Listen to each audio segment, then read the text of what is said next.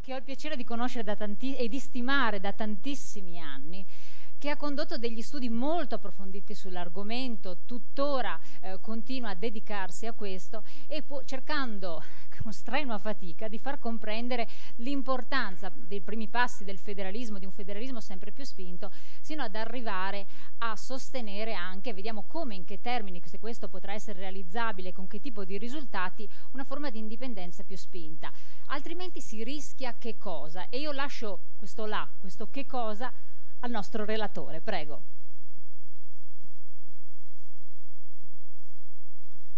Bene, grazie ad Elena. Allora, dopo il lavoro di prima di interpretariato, adesso io vi faccio vedere dei numeri, perché io sono colui che deve dare i numeri di solito a questi incontri, in quanto, sapete, avendo il centro studi che si occupa proprio di studio dell'economia, ma anche studio della pubblica amministrazione italiana e non solo, abbiamo molti dati a disposizione, alcuni di voi conoscono, alcuni sono anche molto preoccupati perché ogni volta sentono dei dati preoccupanti su quella che è la situazione del nostro sistema economico.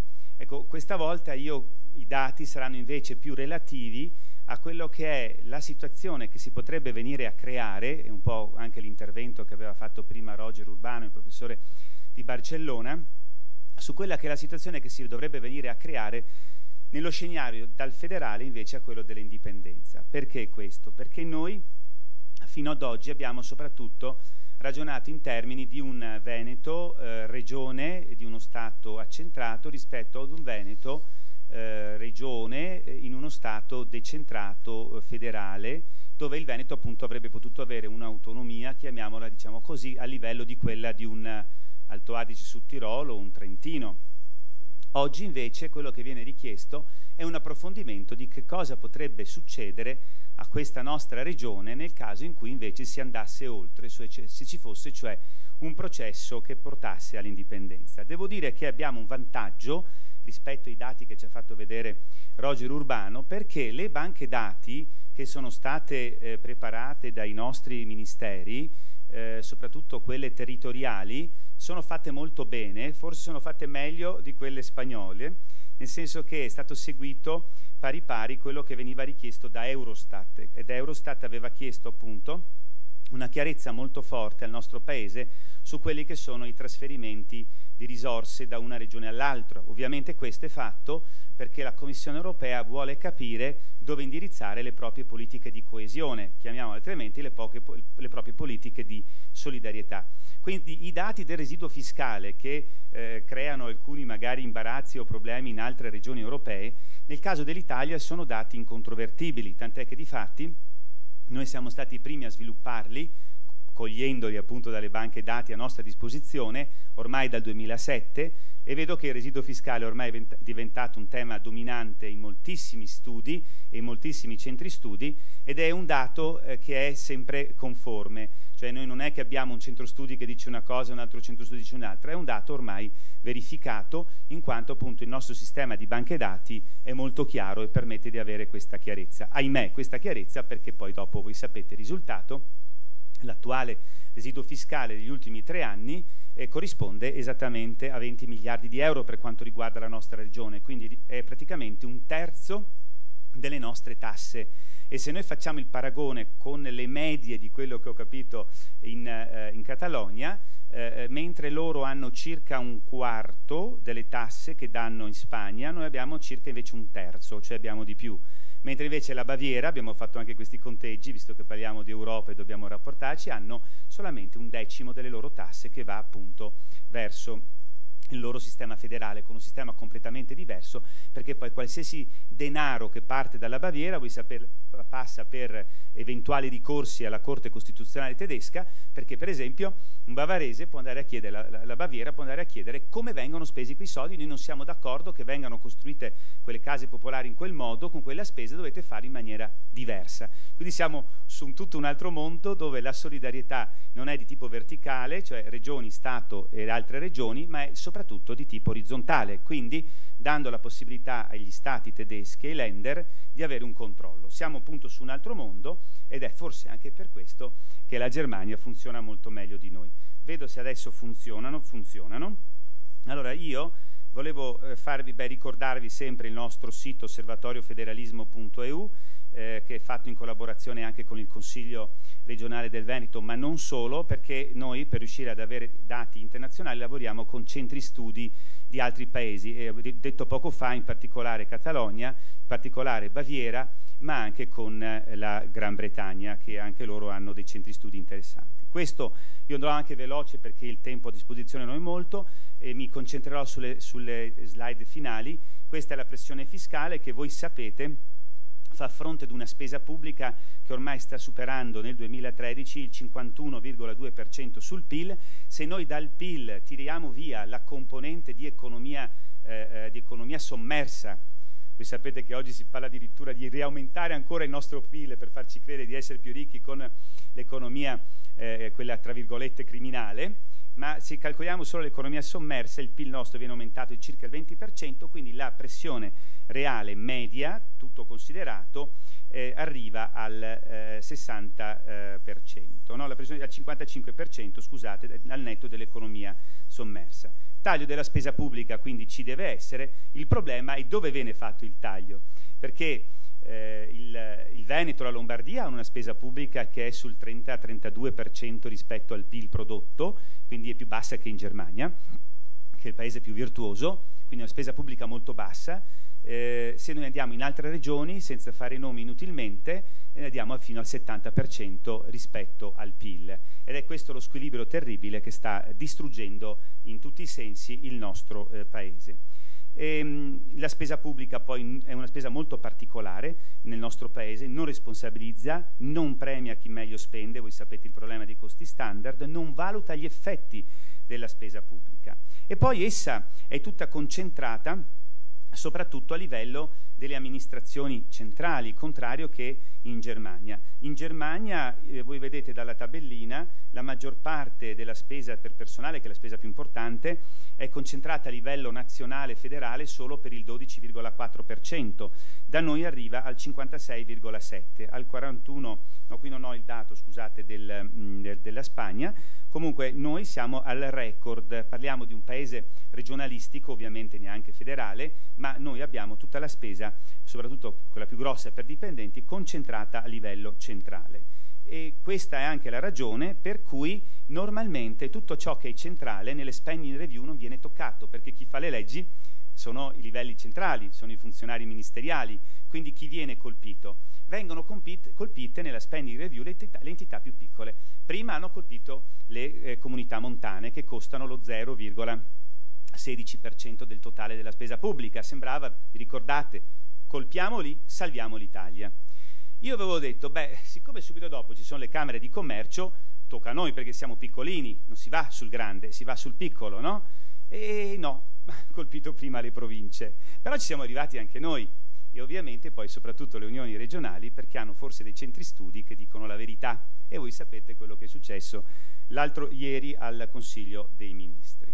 Ecco, quindi questa è la realtà della nostra spesa pubblica, che quindi oltre che colpire i più piccoli non colpisce in maniera differenziata dove si spende di più.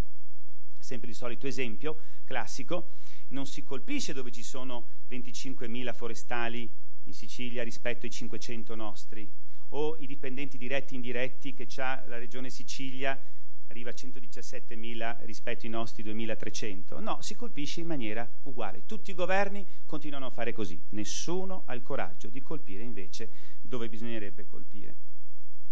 Noi non abbiamo poi prese in giro per dire, qualcuno di oggi ha parlato di non rispetto della Costituzione, non si rispettano neanche le leggi, perché evidentemente, sì, ma non è un cittadino, lo Stato non un cittadino, perché le stesse leggi dello Stato prevedevano con le riforme Bassanini trasferimenti di risorse del personale dal centro alla periferia. Abbiamo avuto il contrario, voi sapete, ve l'ho già fatto vedere tempo fa, forse dal 97 al 2006 il personale centrale, bisognava trasferirlo alle regioni e enti locali, è aumentato di 105.000 unità, e nonostante il trasferimento di competenze, di ruoli, quello invece degli enti locali di solo 26.000 unità.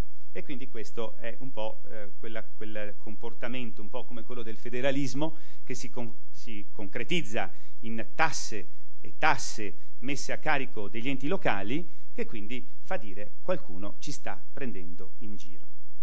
e le manovre di risanamento, come vedete, hanno colpito quasi esclusivamente gli enti locali, perché gli enti centrali per il momento non sono mai stati colpiti e non sembra che si vada in direzione opposta a questo. Questo, vedete, è la tabella di come è divisa la spesa pubblica in rapporto al PIL, ma vedete, tutte queste cose ci servono per farci capire come il suicidio economico di questo Paese ci porta a riflettere se non conveniva invece tempo fa, quando era ancora possibile, fare il federalismo, appunto cercare di responsabilizzare i vari livelli di spesa. E invece vedete che la situazione non cambia, perché i dati 2010-2012, da quando addirittura è stata modificata la Costituzione col titolo quinto, siamo di fronte ad una situazione dove i costi standard e dove qualsiasi forma di autonomia non c'è, anzi, nell'ultimo periodo di tempo assistiamo a una forma di accentramento poderoso che ha avuto l'apice e l'origine principale nel governo Monti, se voi vi ricordate. Ebbene, qualcuno potrebbe dire stai facendo una riflessione un po' troppo,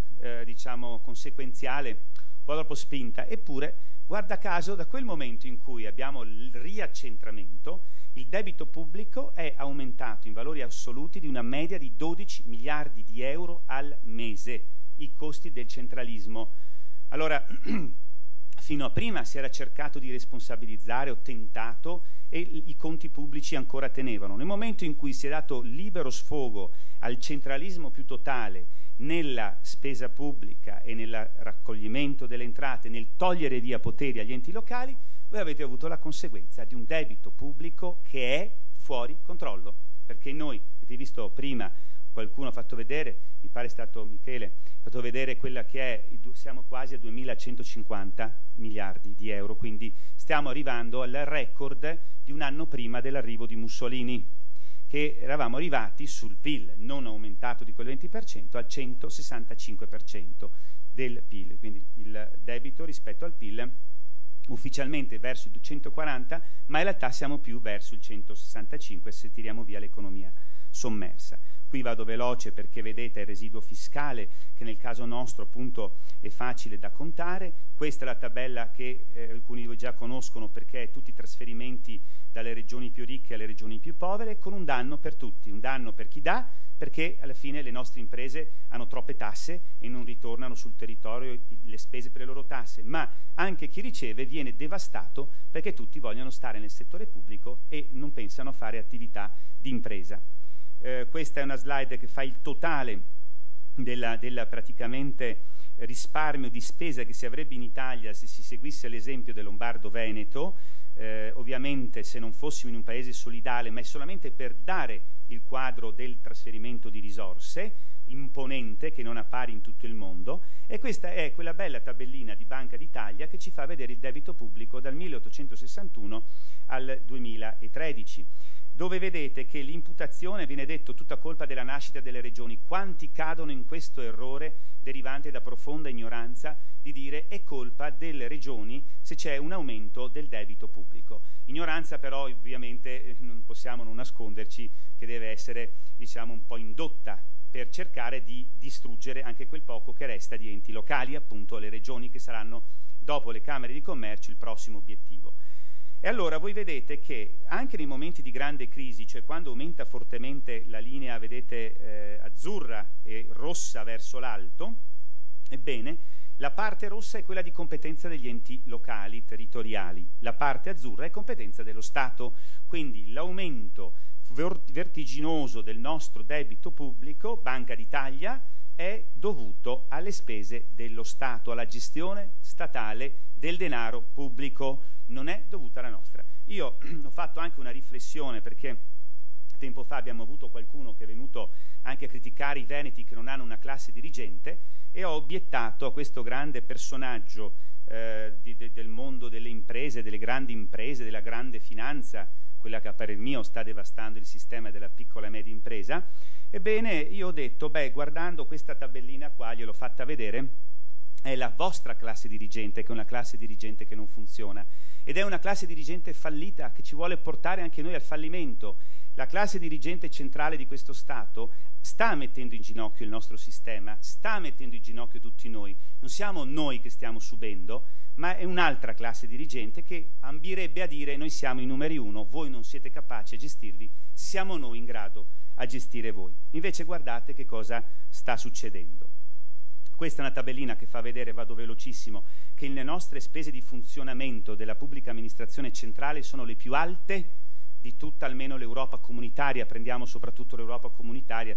Ecco, qualsiasi governante dovrebbe studiarsi questa tabellina per cercare di rimediare al sistema paese, a quella in cui è la situazione. Come facciamo ad avere spese di funzionamento così alte rispetto a tutti gli altri ministeri di tutti gli altri paesi europei? Ponetevi questo problema, provate a pensare di risolverlo se volete salvare l'Italia. E poi vedete il livello di evasione fiscale per regione, è stato detto poco fa da Michele Favaro, e qui vedete più rosso è, più c'è evasione fiscale, vedete che corrisponde a quel fenomeno drammatico che in Europa abbiamo solo noi, della criminalità organizzata, che ha invaso i nostri ministeri, le nostre prefetture nel dopoguerra, per ringraziare appunto gli americani, li hanno ringraziato per aver aperto le porte della Sicilia allo sbarco degli alleati, e questo lo vediamo come conseguenza di un potere sempre più grande della criminalità organizzata. Il PIL non è tutto, noi studiamo anche il non solo PIL, anche il benessere, e voi vedete come c'è per noi grande l'importanza del capitale sociale. Non c'è economia se non c'è capitale sociale. O tu hai senso civico, hai senso del bene comune, cerchi di dare servizi, cerchi di aiutare la gente, cerchi di pensare non solo a te stesso, concetti anche molto nobili, morali, politici, vedete cosa, o altrimenti un sistema decade. Ecco qui che, guardate, il capitale sociale è collegato, la tabellina ha detto qui donatori di sangue. Il donatore di sangue è colui che ha un senso civico, che aiuta gli altri e via dicendo, no? Più c'è capitale sociale, più c'è una buona economia. Forse questo è l'elemento di vero ottimismo che invece noi dobbiamo considerare per la gente con la quale noi viviamo, per le nostre economie, per dove noi viviamo, perché c'è ancora questo capitale sociale umano della gente che lavora tutto il giorno che permette al sistema di rimanere in piedi. Questi costi ottimali, ma vado veloci, risparmio che avremo col sistema solo col risparmio veneto, colpendo solo i parametri del costo della spesa fissa, ma questo vado veloce. I risparmi col modello tedesco sarebbero minori di quelli col modello veneto, anche qui vado veloce.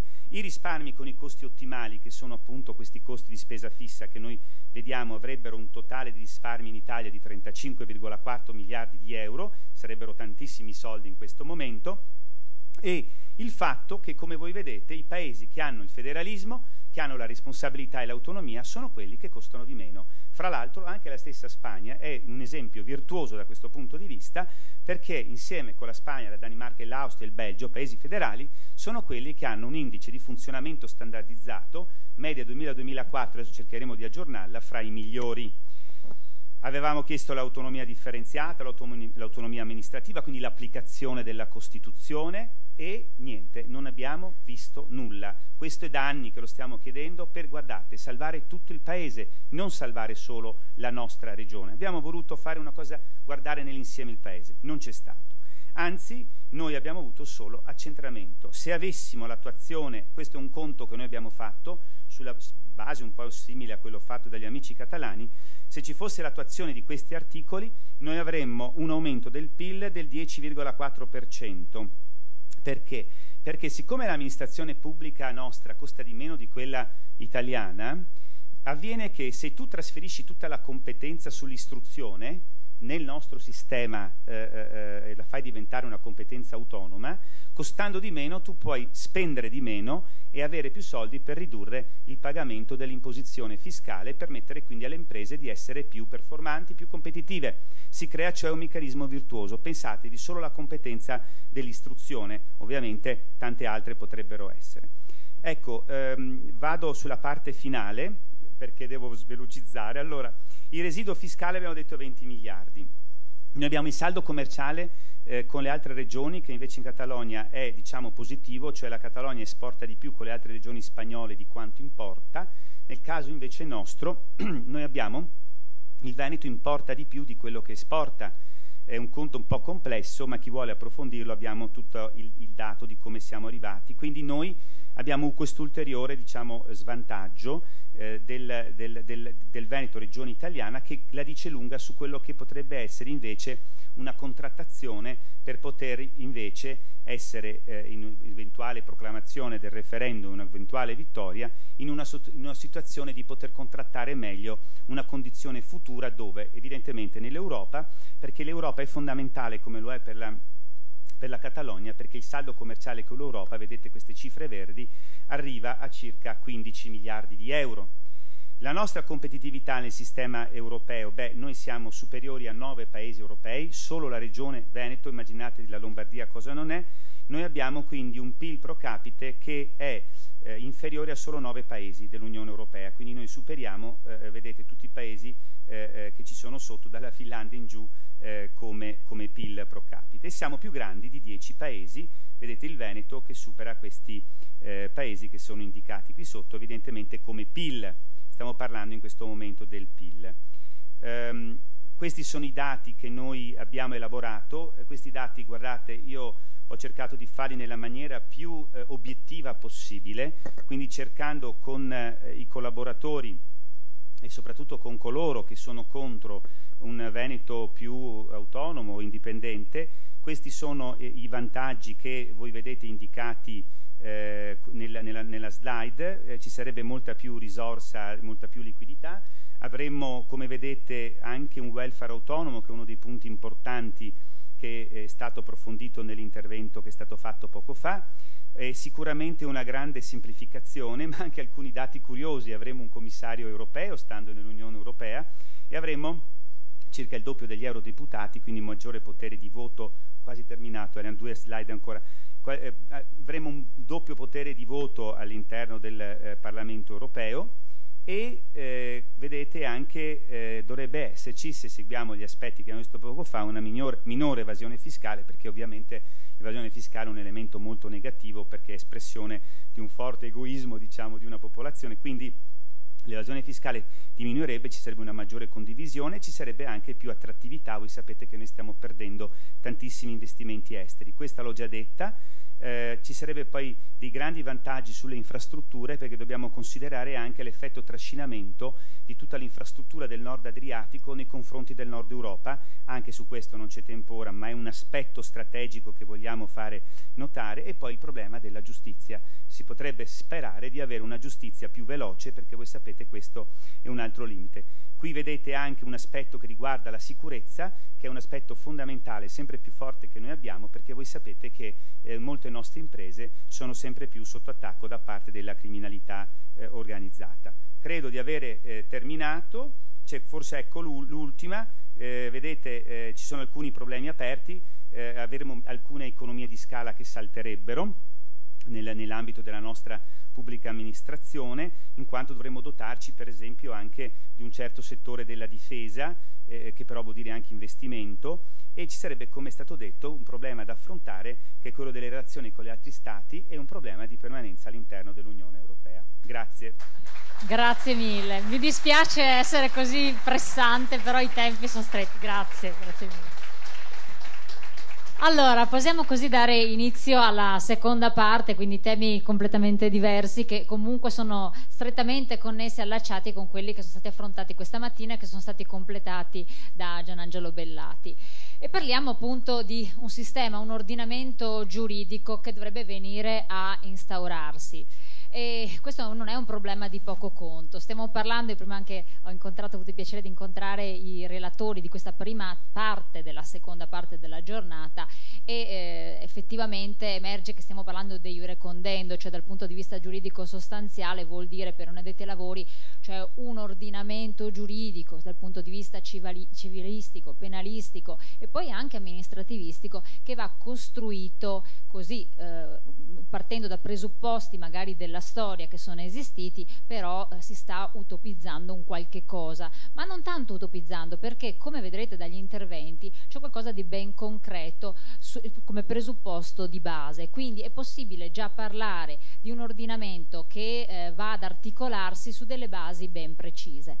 È fondamentale questo passaggio perché i rapporti, le relazioni tra gli individui e le pubbliche amministrazioni, che così complesse sono nel nostro ordinamento giuridico e soprattutto che hanno costituito quella cosiddetta pastoia nella quale siamo invischiati, che ci rende arretrati e ci immobilizza in tutte le attività, deve essere in qualche modo sciolta. Bisogna porre delle soluzioni che riguardano un po' tutto il sistema penalistico. Vedremo le difficoltà e anche che cosa comporta, rivedere forse l'assetto della magistratura, può essere, adesso vedremo i nostri esperti cosa ci dicono, ma anche la pubblica amministrazione. Questo è un aspetto importantissimo perché gli operatori del settore economico hanno bisogno, tutti i cittadini hanno bisogno di un'amministrazione elastica che non costi molto. Gianangelo Bellati è stato chiarissimo al riguardo, non dobbiamo avere dei costi pesanti in questo settore, ma soprattutto dobbiamo avere un'agilità di sistema. È possibile rifondare questo? In che termini, con che tipo di investimento, quale strutture? E poi quegli aspetti che in cui è terminato Gianangelo Bellati diceva che ci vengono a mancare, ovvero un ordinamento costituito, quindi un consiglio, un'amministrazione, una gestione della cosa pubblica per semplicizzare al massimo. Come possono essere istituiti? Allora, la parola ai nostri esperti. Accogliamoli con un applauso all'avvocato Andrea Favaro, avvocato e professore aggregato di filosofia del diritto presso lo Studium Generale Marcianum di Venezia. Grazie di essere qui con noi. Con l'avvocato Renzo Fogliata, professore a contratto di diritto e procedura penale presso la Scuola Specializzazione in Medicina Legale dell'Università di Padova. Grazie anche a lei.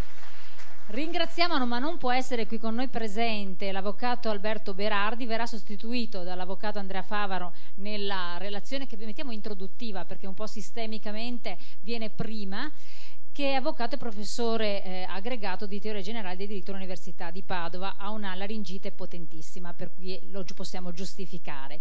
Allora, io vi passo la parola, anzi proprio a lei Andrea Favaro, avvocato, perché lei ci parlerà degli aspetti istituzionali, cioè proprio quello che dicevo, il rapporto, le basi, le fondamenta, come possono essere costituite. E poi io le butto anche là la domanda: necessario rifondare l'ordinamento giuridico? Anch'io vengo da un'esperienza giuridica in cui a scuola le istituzioni di diritto ti insegnano che questo è il sistema più bello del mondo, che l'Italia non poteva essere strutturata diversamente, e tutti questi principi giuridici vengono messi in discussione oppure no. A lei la parola, ci insegni, ci spieghi quindi i principi fondamentali. Io vi raccomando soltanto, per questioni tecniche, estrema brevità, veramente, perché dobbiamo tenere la tempistica, se no i nostri ascoltatori qui presenti non resistono fino alla fine, perché mi rendo conto che sono tematiche un po' complesse, ma mi sono già raccomandata con loro che saranno semplicissimi, vero? Grazie. Grazie alla moderatrice. Allora, quello che dico adesso in questa parte non è farina del mio sacco come tante volte, ma è farina del sacco di Alberto Berardi, che si scusa ovviamente, come è stato già detto, e che mi ha chiesto di sintetizzare il suo intervento. Perché sintetizzarlo ed è utile farlo? Primo, per dar corso a quello che è il canale dei discorsi odierni, e anche per dar modo di introdurre sia l'intervento mio che del collega Fogliata, che altrimenti avrebbero qualche appiglio in meno istituzionale. Allora, Alberto, condivido fino a un certo punto quello che ha detto la nostra moderatrice, ha detto l'ordinamento più bello. Io ero rimasto alla Costituzione più bella e già non lo credo, ma addirittura l'ordinamento più bello non c'ero arrivato. E Alberto condivide con me questa, come dire, obiezione. Sostanzialmente, condividendo con lui un po' l'impianto del suo intervento, mi diceva: ma come possiamo individuare un nuovo ordinamento? Cioè, parliamo veramente di cose serie. Quelle di stamane erano molto serie, perché parliamo del presente, giovedì scorso, i giovedì a venire, ma quelli di cui stiamo iniziando a parlare adesso, parliamo proprio de iure condendo, sono iper serie, perché sono, come dire, piccoli passi, i primi passi. Quello che abbiamo sentito stamattina, chi è un po' avvezzo, un po' abituato a queste nostre riunioni, chi ha fatto parte della commissione giuridica chiamata da Zaia, è da un po' di mesi che le sente. Oggi credo sia forse la prima volta, se non sbaglio Alessio, che si pone il punto, ma è bene farlo, è ora che si cominci a porre le questioni, le basi di quello che potrebbe essere il nuovo ordinamento giuridico. E su questo Alberto diceva: guarda che io posso solo balbettare, perché stiamo parlando proprio di cose nuove.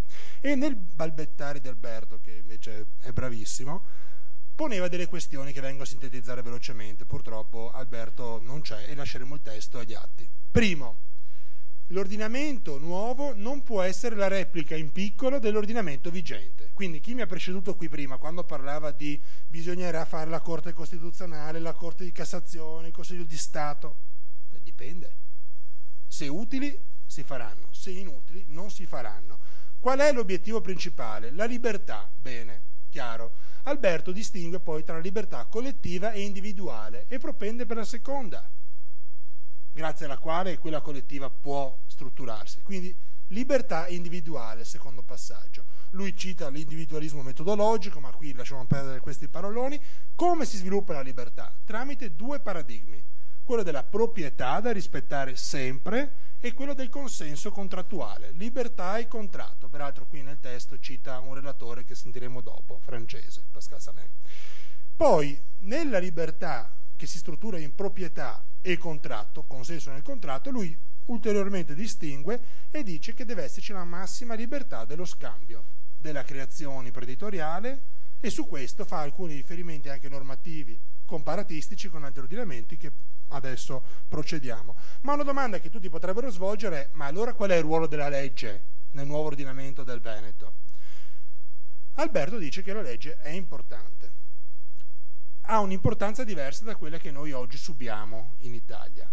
Ha l'importanza di porre alcuni elementi fissi per poterci regolare nello scambio, nella proprietà e nei contratti, ma che rimangono fissi fin tanto che non vengono riconosciuti inadatti, e allora si cambiano. Ecco perché Alberto dice la legge come elemento che pone interlocutoriamente, potremmo dire, degli elementi fissi, a fianco a uno sviluppo della giurisprudenza che sia creatrice del diritto. E qui andiamo già nei due sottoambiti, quello penalistico e quello civilistico, che poi verranno affrontati meglio.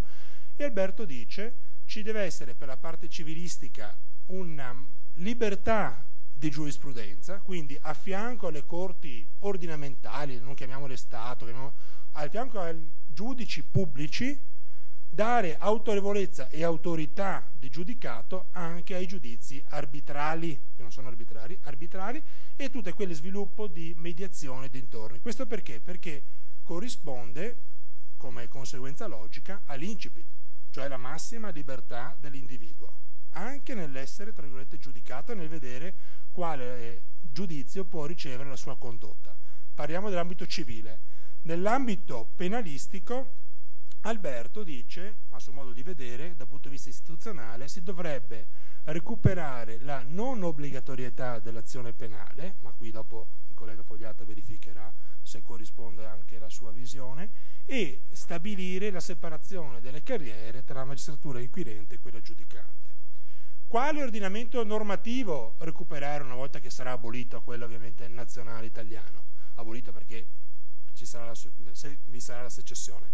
Alberto riferisce l'ordinamento normativo europeo. Qui proprio relata refero, nel senso che io non condivido l'opzione di Berardi, ma la riporto perché è mio dovere farlo. Lui dice abbiamo già un sistema normativo che è quello dei diritti fondamentali che l'Unione Europea esprime. Io, per quello che posso dire, lo dirò dopo, farò riferimento a un'altra tipologia di matrice, che è quella della nostra tradizione veneta e potremmo dire delle terre veneziane, per dare già un anticipo, ma su questo mi taccio, sperando di aver dato giustizia alle 5 cartelle di Alberto, che comunque passano agli atti e quindi saranno poi meglio letti da chi vorrà. Grazie.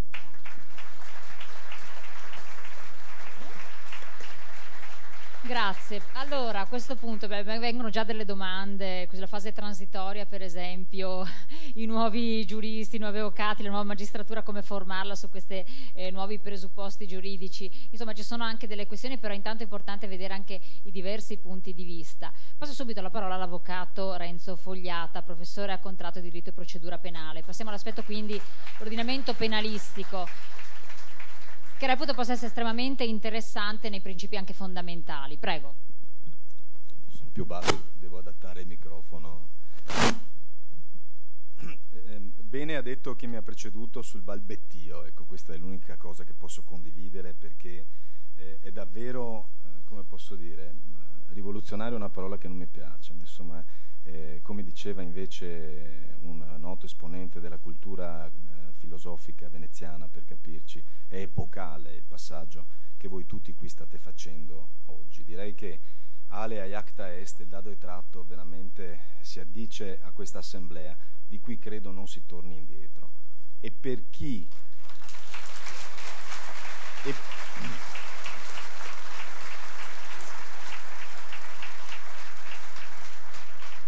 E per chi debba affrontare questioni così spinose come quelle dell'eventuale nuovo ordinamento giuridico, in questo caso il sottoscritto chiamato a dire due cose sul diritto penale, credetemi, è davvero il compito di Cincinnato, cioè lascio l'aratro, vengo qui, dico due parole e torno a casa, perché insomma ci sono studiosi ben più titolati. Allora veniamo al dunque. Io quando penso alla cultura veneta in generale, intanto ho sempre un'immagine da 30 anni, da quando ho cominciato a studiarla, questo studio di questa miniera infinita di cose completamente ignote alla cultura ufficiale, all'intelligenza ufficiale, alla vulgata, a tutto, dall'intelligenza alla vulgata. L'immagine è un mosaico di Sant'Apollinare in classe a Ravenna, dove si vede, un mosaico del XIII secolo, dove si vede un soldato della fine del XIII secolo, si vede un soldato in cotta di maglia, elmo, una grande spada impugnata con decisione che sta distruggendo un edificio, e la scritta sotto è Iadra ad cedem, Zara alla distruzione, e rende perfettamente quest'immagine di una devastazione. Ecco, questo è quello che è accaduto alla nostra civiltà, e adesso cercherò anche di spiegare l'inerenza del mio tema con questa affermazione preliminare. Velocemente, l'Italia, è stato detto dalla gentile introduttrice, insegna ai propri pupilli, me compreso, a scuola, che appunto il nostro sistema giuridico è l'apice della civiltà. Non poteva esservi sistema migliore.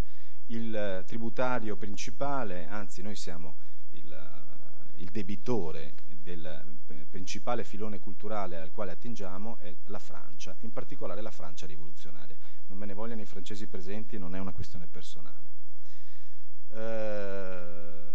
La Francia rivoluzionaria, è stato detto questa mattina, cominciamo per esempio con le royaume, il regno è uno e indivisibile, è una formula della Costituzione rivoluzionaria francese del 3 settembre 1791, trasposta pari pari nell'articolo 5 della nostra Costituzione, creandosi una dottrina nella nostra Costituzione di costituzionalisti che, senza arrossire, dagli anni 50 in poi sostengono che trattasi di norma immodificabile. Noi la beviamo, io stesso devo dire, quando siamo studenti, quando apprendiamo, quando abbiamo anche la fascinazione nei confronti dei nostri maestri, la beviamo come oro colato, senza senso critico, come diceva il professor Vitale questa mattina, con il latte. E questo fa parte, e mi è piaciuto moltissimo l'intervento del professor Vitale di stamane, di quella teologia laica di cui parlava esattamente Carl Schmitt.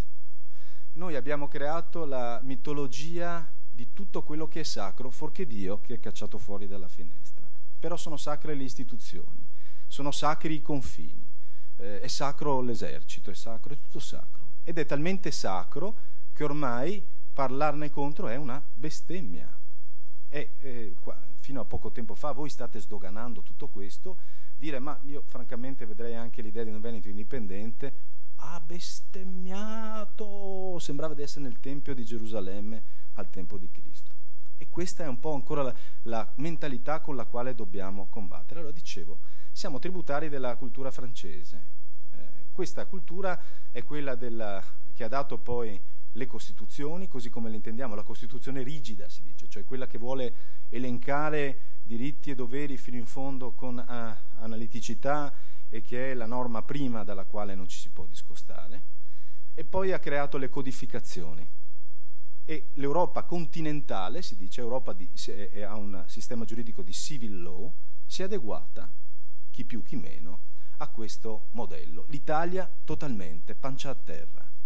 Codice penale, codice civile, Costituzione. Venezia com'era? Venezia era tutt'altra cosa. Venezia intanto era uno stato di diritto, chi dice il contrario mente sapendo di mentire. era uno Stato di diritto antichissimo, la Magna Carta Libertatum è del 1215, il Maggior Consiglio è del 1172, le quarantie sono del 1179, presso la quarantia criminale vigeva un processo pubblico, aperto, dove l'avvocato aveva il doppio del tempo, difensore aveva il doppio del tempo dell'accusatore, dove aveva la possibilità di arringare per ben 5 volte, dove il giudice era numeroso, quarantia dirà pur qualcosa, era quindi collegiale, mai un monocratico, mai un uomo solo, non solo ma il numero pari, perché la decisione doveva essere presa con almeno 2 voti di scarto e non 1, dove il giudice era diverso dall'accusatore, vi era un collegio istruttorio fatto di tutt'altre magistrature, la quarantia ascoltava in un processo pubblico, orale, e giudicava, attenzione, ballottando, termine che poi è diventato internazionale, lo usano gli anglosassoni attualmente, ballottando prima la colpevolezza e poi la pena. Mi ricorda il sistema americano, no? Non sono io a aver fatto questo paragone, è proprio così, la giuria americana si esprime esclusivamente, e anche inglese, si esprime esclusivamente sulla colpa, poi il giudice in separata sede, a seconda del sistema americano-inglese, con un collegio o meno, si esprimerà sulla pena. Dicevo, questo sistema vige a Venezia dal Medioevo. Poi invece il romanticismo ha puntato il dito su un altro sistema che esisteva a Venezia, parallelamente viveva con questo, era un sistema invece di tipo inquisitorio. Il cosiddetto rito del Consiglio dei Dieci. Il rito del Consiglio dei Dieci invece era scritto, era segreto, addirittura teoricamente non erano previsti gli avvocati. Nasce per quelli che oggi chiameremo i delitti contro la personalità dello Stato, cioè per tutelare lo Stato nella sua espressione vitale contro quei comportamenti che ne ponevano in pericolo la stessa esistenza. Ecco, c'è un piccolo particolare. Dal 1571, con legge scritta, si dice che questo tipo di rito si applicherà esclusivamente a chi? Ai poveracci, ai contadini? No, ai patrizi. Quindi il rito peggiore, quello inquisitorio, quello più duro, riguardava chi? La classe di governo, la quale era trattata con molto maggior rigore che non le altre classi. Sono 2 riti coesistenti. Queste cose le trovate solo studiando con grande fatica, le ricavate, perché non c'è un trattato che dica queste cose. Le ricavate studiando con grande fatica il sistema veneziano. Dove voglio arrivare? Non c'era una Costituzione. Quando Maranini negli anni 30 scrisse la Costituzione di Venezia, intendeva il sistema costituzionale così come si era formato, l'architettura dello Stato. Non c'erano i codici, ci sono tentativi di codificazione della fine del Settecento perché, ahimè, lo scimmiottamento dell'illuminista imperava e in qualche modo ci si doveva adattare, ma ci riescono fino a un certo punto. Riescono a varare il codice della Veneta mercantile marina, riescono a varare il codice feudale, ma non un codice penale, un codice civile. Qual era quindi il sistema? Era un sistema di tipo giurisprudenziale. Era un sistema in cui la Costituzione si fondava su un punto solo, la tradizione. La rivoluzione francese fa a pezzi la tradizione precedente. Sistemi come quelli austriaco-inglesi invece valorizzano il passato, pur cambiando, modificandosi. La borghesia è la nuova classe rampante non solo in Francia, anche in Austria e in Inghilterra. E Venezia alla fine del Settecento registra Lane a un volume di traffico e di commercio pari al 400. Che decadenza! Certo non era più la potenza mondiale di un tempo, ma mantiene quel livello. E chi sta tenendo in mano il commercio? La borghesia. Perfino la borghesia ebraica, che se ne pensi, perfino la borghesia ebraica. Quindi Venezia si sta modificando con il resto d'Europa. Viene troncata da un fenomeno che ha un nome e cognome, Napoleone Bonaparte, punto. Viene troncata con la violenza, non c'è una decadenza necessaria, una fine necessaria, con la violenza. Viene decapitata, lo dice Frederick Lane negli anni 70, nella sua meravigliosa trilogia sulla storia di Venezia. Torniamo al diritto. Dove si trova un sistema attualmente ancora vigente di questo tipo? Ma è semplice, nel Regno Unito. Ma nelle nostre università del Regno Unito non si parla mai. Al massimo c'è qualche corso di diritto comparato sul common law, ma non se ne parla mai. Perché? È ovvio, perché l'apice della civiltà è la nostra, è la Costituzione e i codici, è il diritto, il civil law continentale. Si ignora completamente, dice Napoleone però ci ha dato il codice, ma anche se non ce lo dava stavamo bene lo stesso, sono certo di questo. Come sta bene l'Inghilterra? Come sta bene l'Inghilterra?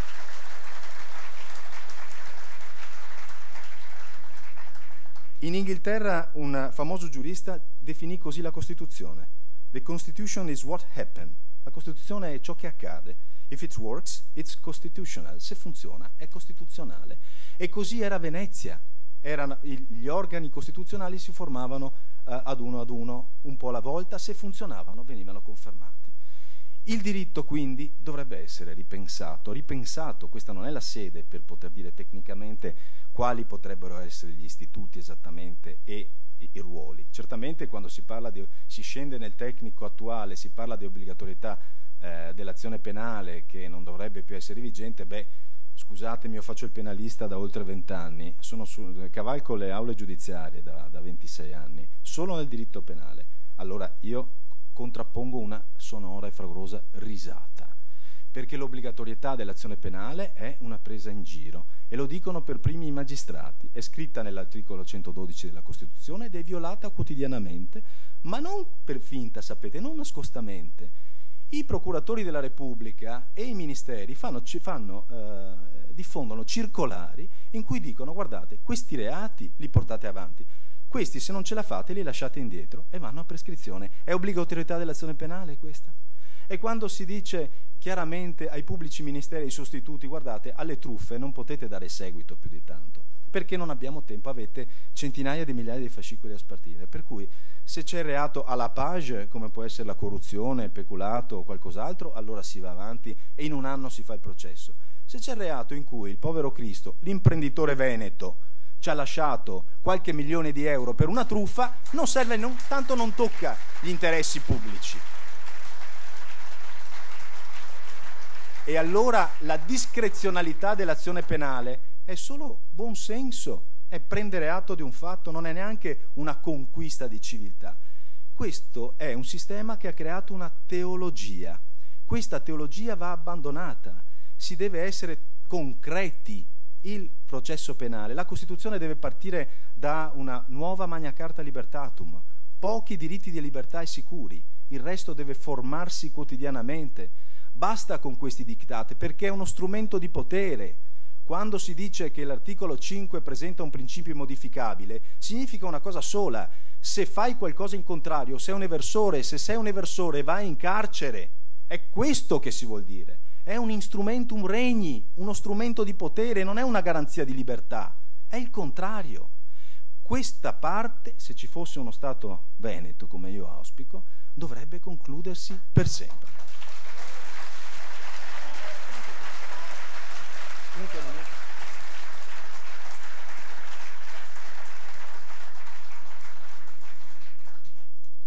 Il sistema inglese conosce ancora oggi l'equity, anche se non è più l'equità come era in passato.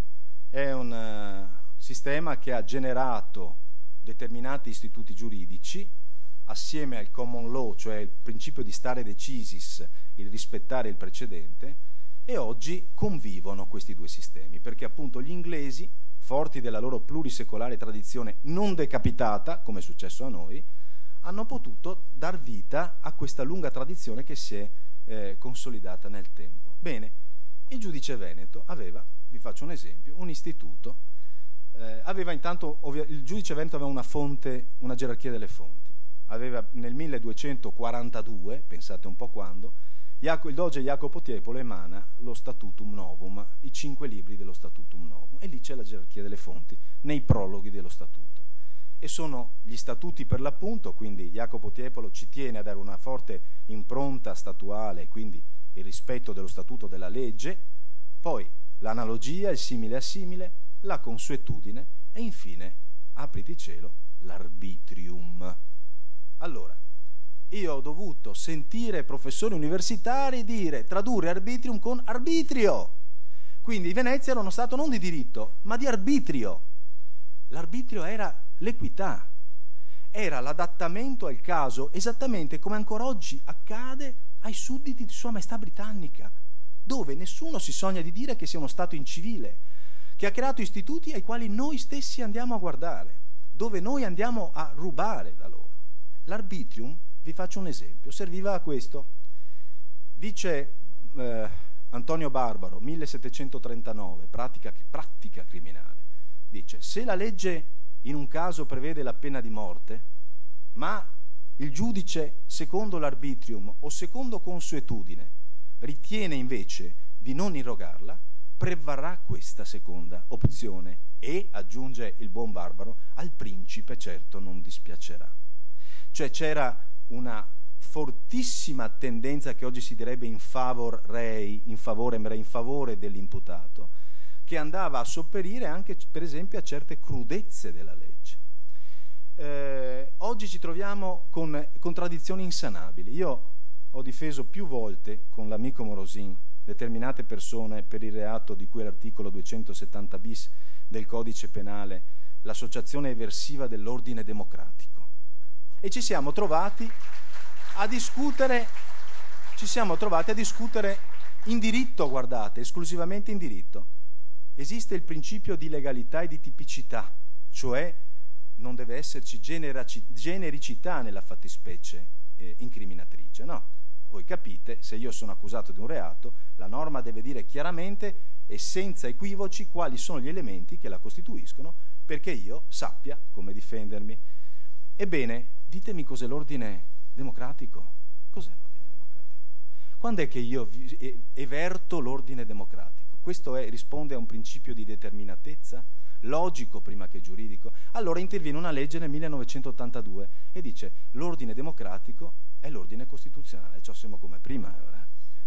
Che cos'è? Quale parte dell'ordine costituzionale io everto con integrando una norma che poi mi porta a pene così pesanti?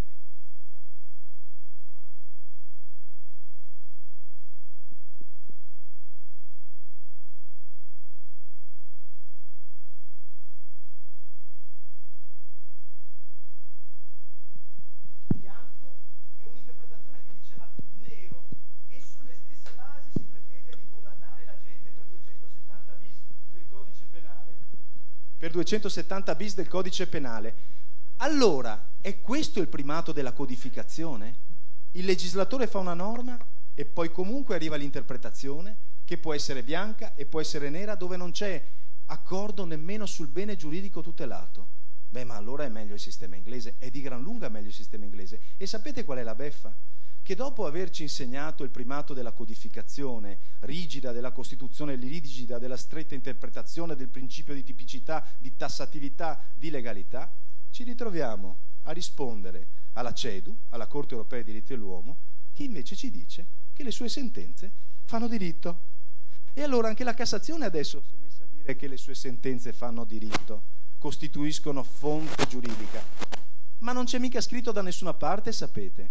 Nella Costituzione non c'è scritto, se lo dicono loro, se lo dicono loro. E allora cercheremo, se dovessimo, a Dio piacendo, arrivare ad uno Stato veneto, di evitare queste storture in nome di sacri principi. Di sacro per chi ci crede c'è Dio, il resto c'è lo Stato, punto. Grazie. Grazie, avvocato.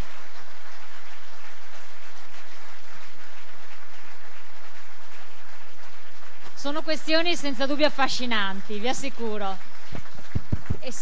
E soprattutto ci portano anche a cercare di scardinare con grandissima elasticità mentale quelli che sono i principi fondamentali in cui tutti quanti noi siamo cresciuti, siamo stati istruiti, rivedere la realtà delle cose sotto angoli prospettici diversi. Questo è molto molto importante.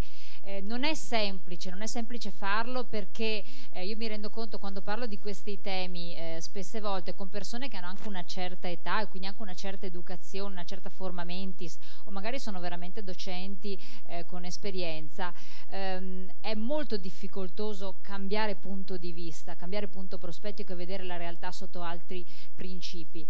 Però io parto anche da semplici questioni molto molto pratiche o notizie del quotidiano, vista l'attività che svolgo ordinariamente. Sento la notizia di quest'oggi, Renato Valdanzasca, che è stato nuovamente arrestato, e lo commenti con le persone così in un bar eccetera, sorridono e vabbè, è l'Italia, c'è rassegnazione. Stiamo parlando di diritto, stiamo parlando della certezza anche di una pena, se non erro dovrebbe esserci, stiamo parlando di applicazione di norme penali. Questo personaggio, non so quanti ergastoli ha, si ricorda, avvocato? Un paio di ergastoli, credo, non so quante, era già stato arrestato, era uscito. Insomma, nel nostro sistema ormai siamo talmente abituati a situazioni del genere in cui nulla è più certo e tutto è molto fluido, che a questo punto che differenza c'è se non esiste più nessuna certezza nemmeno per chi delinque palesemente, viene lasciato in libertà provvisoria, controllato e continua a delinquere, cioè, ne ha fatti di tutti i colori, guardate così per sorridere su internet. Rivoluzionare addirittura il sistema e pensarlo sotto un'ottica diversa. E allora a questo punto, l'abbiamo visto sotto i principi penalistici, discutiamola anche con Andrea Favaro, con l'avvocato, per quel che riguarda invece l'aspetto civilistico e il ruolo anche dei cosiddetti corpi intermedi. Prego, avvocato. Grazie. 20 minuti. Sì, spero di stare dentro i termini. Prima però, visto che adesso non sono più la voce di qualcun altro, ma cerco di essere me stesso, ringrazio gli organizzatori, perché è sempre bello vedere che c'è gente che pensa a convegni di studio e non solo a proclami, non solo per poter un attimo meditare con la dovuta calma, nonostante la pressione della moderatrice giusta, e anche il contesto in cui noi siamo. Allora qui tradisco un po' le mie origini, perché io con qualcuno che dovrebbe essere anche in sala, questi posti li ho già visitati quando ero dai Salesiani, perché all'epoca, se non sbaglio, mi chiamavano qui a fare qualche giorno, loro lo chiamavano ritiro spirituale, dopo noi giocavamo a calcio, facevamo tante cose insieme, e con qualcuno in sala sono venuto qui, ma soprattutto venivo qui ancora prima con mio nonno, che con la mia cara nonna prendeva sempre in affitto per 2 mesi una casetta a Cisone di Valmarino, e un giorno era il castello e un giorno era il bosco delle Penemozze, tanto per capire che e io mi arenavo sempre a metà strada, sia per il castello che per le Penemozze, avevo 2 o 3 anni e quindi mi facevano già perticare. Quindi ringrazio di avermi fatto tornare qui dopo qualche anno, ancora non troppi ma già tanti, e per cui vado con la questione che mi è stata posta. Ha ragione la moderatrice a dire: guarda che è difficile spiegarlo a chi per 30, 40, 50, 70, 80 anni è stato abituato, ma ci hanno messo una marea di, come dire, di insegnamenti, di pressioni, il contesto mass mediatico. Noi stiamo provando a essere liberi, primo, e nell'essere libero tu puoi anche prenderti la facoltà di verificare se un sistema ha senso che continui a esistere o se va scardinato, nel senso buono del termine.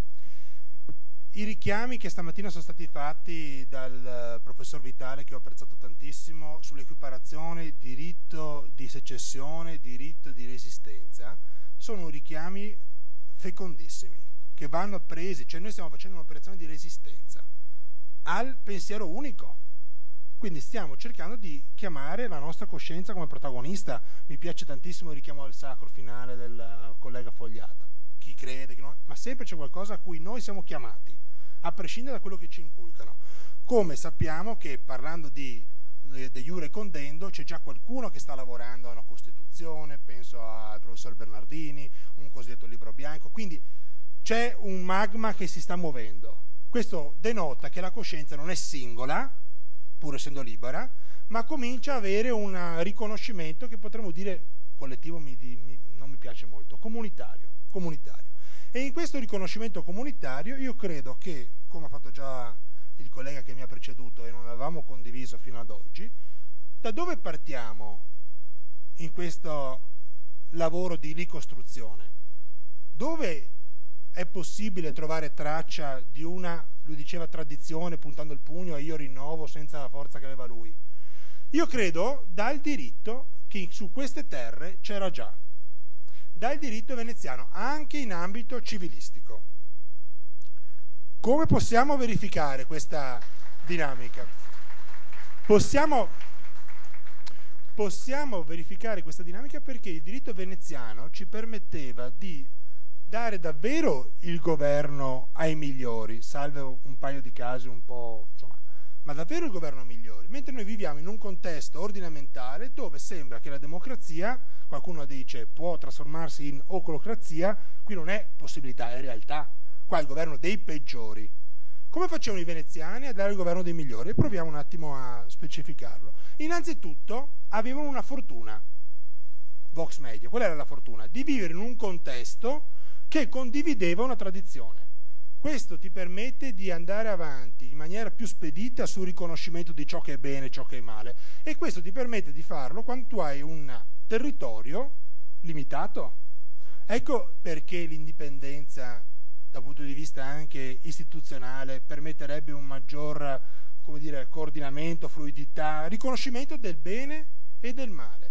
E come facevano a riconoscere il bene e il male? Usavano due strumenti: il diritto positivo, quello che usiamo anche noi, ma lo affiancavano, l'ha detto bene chi l'ha preceduto prima con due accenni, il diritto naturale.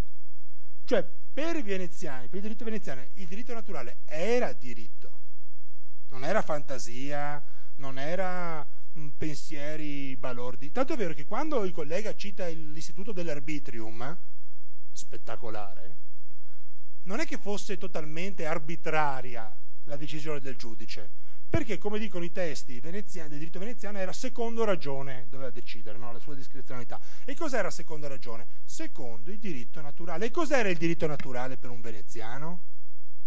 Il rispetto di quello che la morale cattolica, perché quella era quella condivisa, Venezia come nuova Roma, nuova Gerusalemme, veniva ritenuta da tutti l'ABC. Ma proviamo a fare una prova. Nel diritto, anche per noi è ancora l'ABC. Volenti o nolenti condividere quello che è un'impostazione religiosa specifica, anche per noi è l'ABC, perché se noi guardiamo, ci sono tante leggi che ci dicono che possiamo fare alcune cose, che la coscienza nostra personale ci dice che non sono buone. Quando uno dice uccidi, ma di coscienza senti che c'è qualcosa, c'è un richiamo a un bene o un male. Ecco, l'arbitrium nel diritto veneziano e tutto il sistema per il quale era un diritto di natura giurisprudenziale metteva questo come base: il riconoscimento del bene e del male basato su una condivisione comune.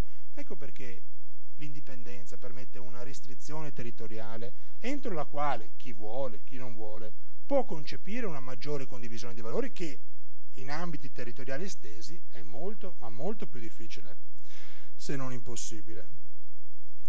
La situazione istituzionale l'ha già citata chi mi ha preceduto, praticamente riprenderei dal punto di vista anche civilistico sia il sistema senza la Costituzione, con un recupero di statuti, quello sì, un recupero di statuti che permette di capire, questo mi collego a quello che dicevo prima di Berardi, che l'ambito del diritto positivo è un ambito importante ma non essenziale, ossia il diritto positivo, la legge, ci permette di capire l'ABC del nostro comportarci con gli altri, ma non ci prescrive vita, morte e miracoli dei nostri comportamenti con gli altri.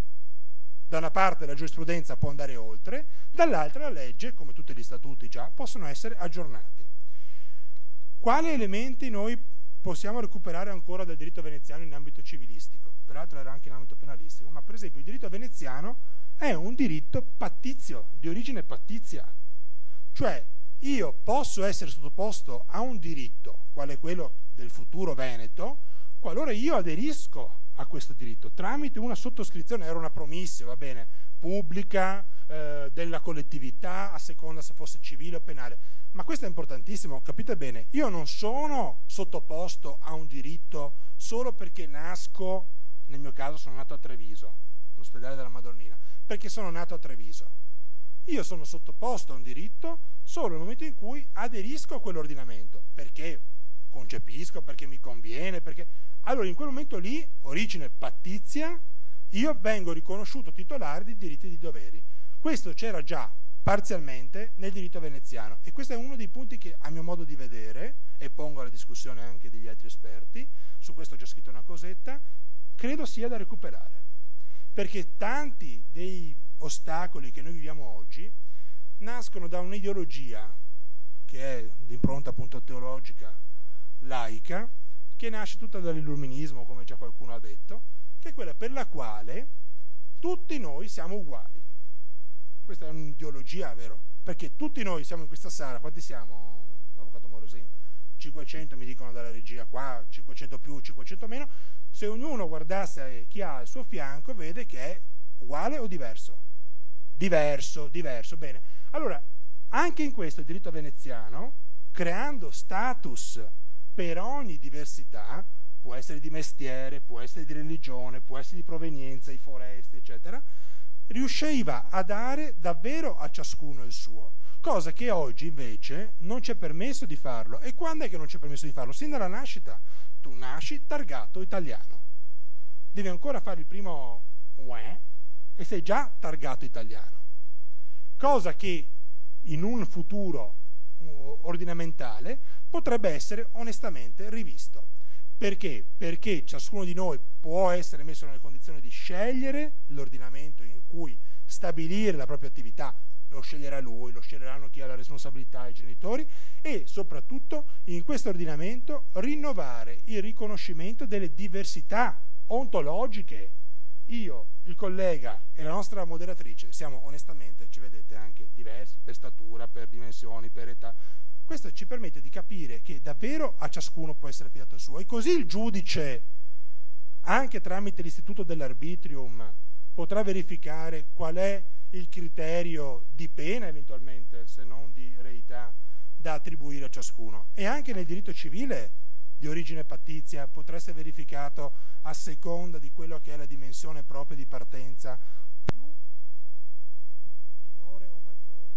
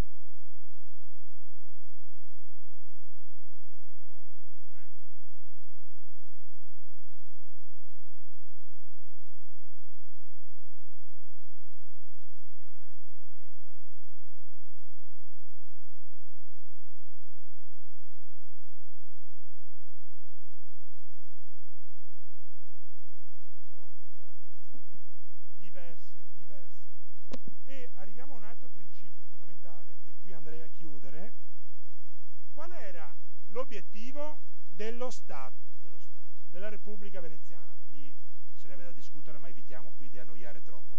L'obiettivo era di mantenere la caritas e la buona fede dentro la Repubblica, tanto è vero che questo era l'obiettivo del Consiglio dei 10, del Doge, eccetera. E come si faceva a mantenere la carità? Ecco una cosa interessante che oggi era emerso, mi pare, da chi ha preceduto la nostra sessione, no? Il discorso delle tasse, il residuo, eccetera. Attenzione bene. Il mantenimento della carità, che vuol dire dello star bene di ciascuno, il welfare, non è detto che sia di matrice unicamente statuale. Ecco, ritorna, proprio nel momento giusto. Chi dice che la matrice di, come dire, fornitura del welfare debba essere solamente lo Stato? A Venezia la testimonianza storica ci rende conto della presenza delle scuole, soprattutto le scuole grandi, per dire quelle più, come dire, autorevoli, e che ancora oggi riusciamo ad ammirare, almeno dal punto di vista architettonico e artistico. Cos'erano queste scuole? Associazioni di laici che si mettevano insieme per fornire beni e servizi a chi non poteva garantirli da sé. Ma lo facevano perché uno Stato glielo imponeva? No. Tanto è vero, anzi, che tra le varie scuole e quelli che erano all'apice della Repubblica non sempre correva buon sangue. Era una dimensione di riconoscimento del bene di tutti quando ciascuno sta meglio di quello che lui riesce a garantire a se stesso. Scuole grandi come esempio di carità, di welfare su base volontaria. E non dico cose, e chiudo qui davvero perché dal privato si va al tributario e al fiscale, non dico cose solo del passato.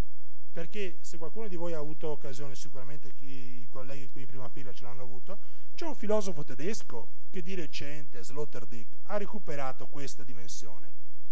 È proprio un dogma inviolabile dire che il fisco sia unicamente imposto.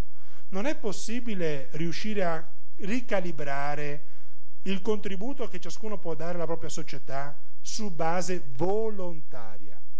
Ora sappiate bene che da noi potrebbe anche funzionare, perché tutti noi sappiamo quanto del tempo libero dedichiamo, lo diceva prima qualcuno sulla donazione del sangue se non sbaglio, a dimensioni che non ci vengono imposte e che sono per il bene degli altri, non di noi stessi. E il Veneto è espressione storica costante di questa dimensione di bene collettivo.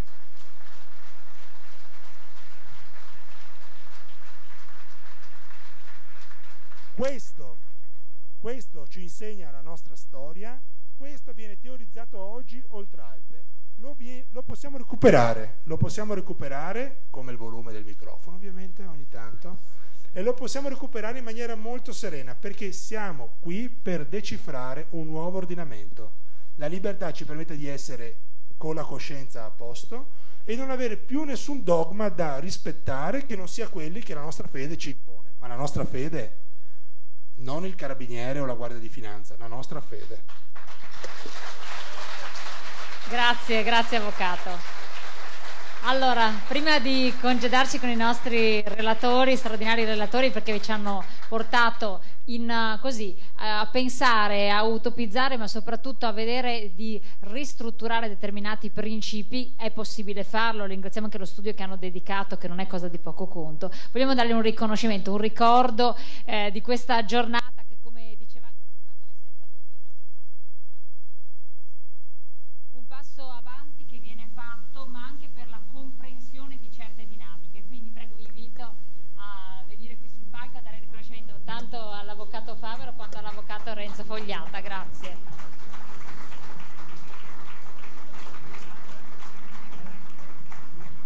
Avvocato Andrea Favaro. Il microfono non ha supporto. Una scrivania del suo studio. Siccome invece ho appena preso casa a Venezia, metterò proprio sotto la corona che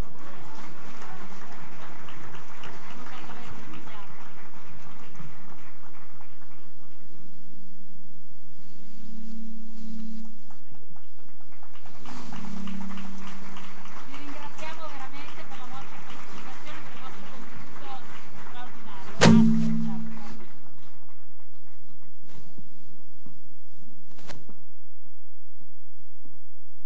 Grazie ancora.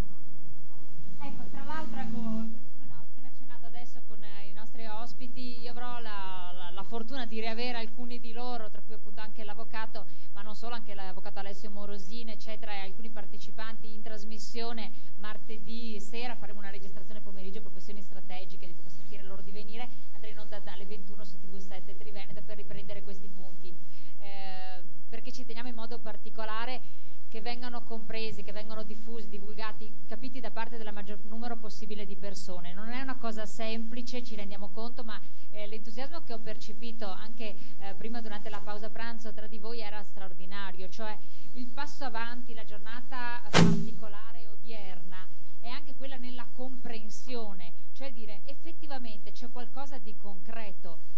Mi sono confrontata con delle persone di Milano anche recentemente che vi dico che cosa avevano capito di tutto questo: assolutamente nulla, il peggio che si può immaginare l'avevano compreso, persone anche di una certa levatura culturale. Questo perché i media hanno una grossissima responsabilità nel comunicare, nel diffondere certi elementi e certi fatti che capitano qui sul territorio.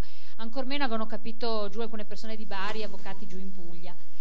E mi rendo conto che effettivamente sembra qualcosa, vista dal di fuori, di campato in aria completamente, senza alcun presupposto di carattere giuridico sostanziale, senza alcun fondamento, quasi un'utopia, una forma rivoluzionaria, un'intolleranza. E invece, vedete, da questa giornata odierna, con i vari step che ha avuto, fondamentali, economici, di confronto con paesi che hanno fatto un passo avanti, e i giuridici poi ancora, che sono molto molto difficili, anche se in fieri, concretizza qualcosa che può effettivamente realizzarsi. Poi naturalmente si tratta di un confronto che deve attuarsi a livello collettivo e quindi passi ulteriori. E facciamo altri passi. Li facciamo con quest'altra sessione in cui io invito, e vi invito anche ad applaudire, ad accogliere con applauso, Carlo Lottieri, filosofo politico, Università di Siena.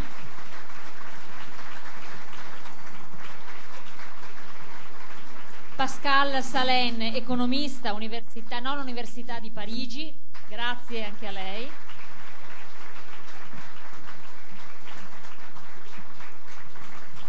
E Marc Gaffarot Imogno, che invece è coordinatore del centro studi CIDOB di Barcellona. Grazie anche a lei. Allora, parliamo di un altro aspetto estremamente importante, parliamo di economia, moneta, riconoscimenti e relazioni internazionali. Ai noi, è un argomento di estrema attualità secondo me, perché di economia, vabbè, parliamo quotidianamente tutti e più che mai in questa regione che si apre costantemente, anche si deve aprire all'estero, con internazionalizzazione, con rapporti commerciali che danno la possibilità di avere un PIL positivo, come spiegava Gianangelo Bellati, rispetto e quindi essere estremamente competitiva con altri paesi europei, e non solo dell'Europa ma del mondo intero. Parliamo di moneta, una moneta, quella attuale del nostro paese, che è seriamente messa in discussione, che però a parlare di moneta spaventa moltissime persone. Si agisce molto, ci si muove di pancia, però la comprensione del cambiamento di moneta, se questa è una buona moneta o non lo è, va fatto e spiegato da persone estremamente competenti, con grande calma e con grande tranquillità, perché poi quando si parla anche di risparmi, di moneta che potrebbe essere svalutata, insomma molti cittadini rabbrividiscono, coloro che soprattutto hanno le basi, le fondamenta in questo paese e non riserve in altri stati. E quando parliamo di relazioni internazionali, altrettanto spavento potrebbe esserci, ovvero un Veneto indipendente con una forma giuridica addirittura diversa, come potrebbe andare a relazionarsi, a rapportarsi con un'Europa dove abbiamo una Germania così forte, così pressante, dove noi poi non contiamo poi così tanto, almeno fino a questo momento, poi staremo a vedere, in contesti molto difficili, dove a volte i più piccoli rischiano di essere schiacciati oppure messi al muro deliberatamente da, tra virgolette, congiure internazionali. Ci potrebbe essere un rischio del genere. Insomma, andiamo ad analizzare meglio la situazione. Quindi Carlo Lottieri, filosofo politico, manifesto per la libertà del Veneto, un appello internazionale che già esiste. A lei la parola, grazie.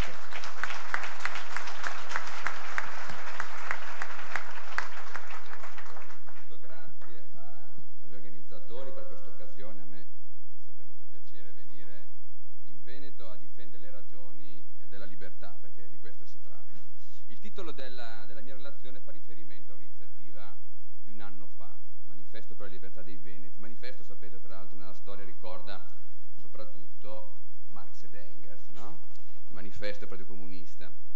Ed è questo, credo, un riferimento tra righe interessante, perché se nel pensiero di Marx si riferisce alla sua teoria essenzialmente, non solo naturalmente al capitale, il manifesto è nell'azione di Marx e chiaramente anche di Engels che firma lo stesso testo, è, come dire, il tentativo di dalla teoria passare anche alla prassi.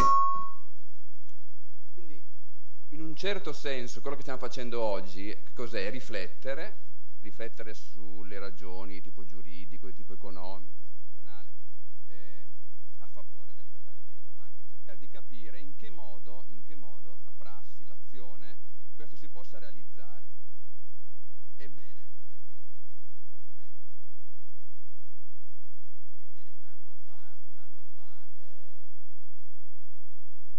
un anno fa si sente? Un anno fa è partita un'iniziativa legata a un'associazione, a un blog che si chiama Diritto di Voto, molti tra di voi immagino lo conoscono, comunque l'indirizzo è www.dirittodivoto.org. È partita un'iniziativa che è appunto un manifesto di intellettuali per la libertà del Veneto, e tra i primi firmatari c'era il professor Bassani che era qui, ma poi altri studiosi come Hans Hermann Hoppe, Ralf Raico, l'economista catalano Sali Martini era tra i firmatari, e anche il professor Pascal Salen che è qui con noi, e altri ancora. E fu un manifesto appunto con cui si voleva rilevare una cosa: da un lato come ci sia bisogno di un sostegno intellettuale a questa battaglia. Questa battaglia ha bisogno di una forte legittimazione intellettuale, e quindi si sono contattati importanti intellettuali di vari paesi, e c'è bisogno anche di una accettazione internazionale, perché sapete l'esistenza di una realtà nuova, di uno Stato, se volete, di una repubblica, di istituzioni politiche nuove, è un qualcosa che riguarda appunto il contesto internazionale. Allora, detto questo, io credo che questo succedeva un anno fa, il primo tentativo, se vogliamo, di internazionalizzare questa battaglia veneta e anche di dare questa grande copertura intellettuale, perché queste persone sono persone di grande prestigio. La settimana scorsa però è successo qualcosa, questa settimana, anzi scusate, oggi siamo ancora sabato, qualcosa di molto importante, no? E allora ecco che se prima, come dire, ricordavo Marx, il manifesto, poi posso ricordare Lenin, insomma, che fare? Perché questo è un po' il problema. Perché il Veneto diventi una realtà indipendente nel contesto internazionale, c'è bisogno che qualcosa succeda, qualcosa di importante succeda, una serie di passi devono avvenire.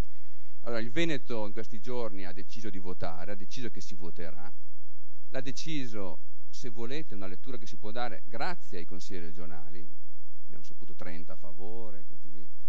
Potremmo anche dire che ha deciso nonostante i consigli regionali, perché questo anche si può dire, no? Perché c'è stato, come dire, una forte resistenza, ma qualcuno da fuori appunto ha spinto, c'è stata una pressione fortissima e qui davvero dobbiamo ringraziare non soltanto, ma certamente anche Indipendenza Veneta.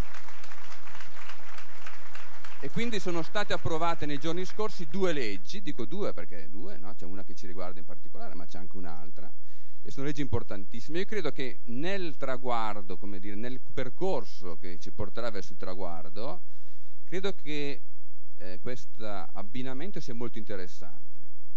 Del fatto, una legge, sapete, riguarda la possibilità di votare in merito alla trasformazione del Veneto in una regione a statuto speciale, l'altra invece riguarda la possibilità di un referendum consultivo che fa riferimento direttamente ai dipendenza. Perché dico che sono importanti le 2 leggi accoppiate in questo modo? Perché penso che sarà difficile per Roma, sarà difficile per il potere centrale comportarsi di fronte a questa situazione che si è dovuta creare. Perché se fosse stato approvato solo, come io auspicavo in realtà in un primo momento, solo il referendum che a noi piace, quello, come dire, che garantisce una piena indipendenza al Veneto, sarebbe stato più facile in un certo senso bocciarlo dicendo beh non si può per questo o quel motivo. Certo, la politica funziona così, certe decisioni delle corti sono spesso decisioni politiche, ma avendo questi 2 referendum sono davvero in difficoltà. Sono davvero in difficoltà, io credo, perché se li bocciano entrambi, capite che il quadro politico veneto diventa un quadro politico interessante dal nostro punto di vista, non c'è più spazio per alcun tipo di soluzione vagamente autonomistica che rinvia e così via. E d'altro canto, se invece fanno passare il referendum, diciamo così, riguardante l'ipotesi di un Veneto a statuto speciale, questo può scatenare immediatamente analoghe richieste da parte della Lombardia e di altre regioni. In ogni caso io credo che l'Italia, per come l'abbiamo conosciuta, possa entrare in una situazione davvero davvero difficile. Ma cosa c'è bisogno perché il Veneto diventi davvero, come dire, una realtà indipendente nel contesto internazionale, europeo e mondiale? Ci sono, come dire, delle cose da farsi. Non si ottiene questo successo che tutti noi vogliamo, io credo, in questa sala, se non si fanno certe cose. Allora la prima cosa da fare ovviamente è far sì che un certo entusiasmo, un fortissimo entusiasmo che c'è qui, ci sia anche fuori. Qui siamo tanti indubbiamente, ma il Veneto è composto da 5 milioni di abitanti. E qual è l'atteggiamento normale dei veneti? I veneti, sono convinto che nell'urna, cioè nella cabina elettorale, non avrebbero dubbi nella loro maggioranza. Per come conosco io i veneti, ma non solo per come li conosco io, per come certi sondaggi anche li hanno, come dire, descritti, i veneti, il giorno in cui fossero chiamati a scegliere tra Italia e Veneto, non avrebbero grandi dubbi. Dov'è allora il problema nella loro maggioranza? Il problema è che la risposta normale che un veneto dà di fronte alla proposta indipendentista è: sarebbe bellissimo, ma non ce lo faranno mai fare. Quindi c'è già un consenso reale della società, ma c'è un desiderio fortissimo, io penso anche, ma c'è una sfiducia, uno scoramento. Quindi è qui che bisogna agire. In questo senso tutta la battaglia anche informativa, educativa che Indipendenza Veneta fa quando parla di questioni anche complicate, giuridiche, no? Come dire, un diritto precostituzionale, così via, è importantissima. no? Spiegare, come dire, che l'articolo 5 è un articolo, ma poi voglio dire il diritto è una cosa più complicata, no? Un'altra cosa fondamentale, io credo, in Veneto e anche fuori, è spiegare che l'indipendenza del Veneto non è contro nessuno ed è solo a favore. Questo credo che sia un punto cruciale. Il riconoscimento da parte delle altre popolazioni italiane e in generale da parte delle popolazioni europee e anche extraeuropee, eccetera, della giusta, come dire, richiesta di indipendenza passa attraverso questo passaggio.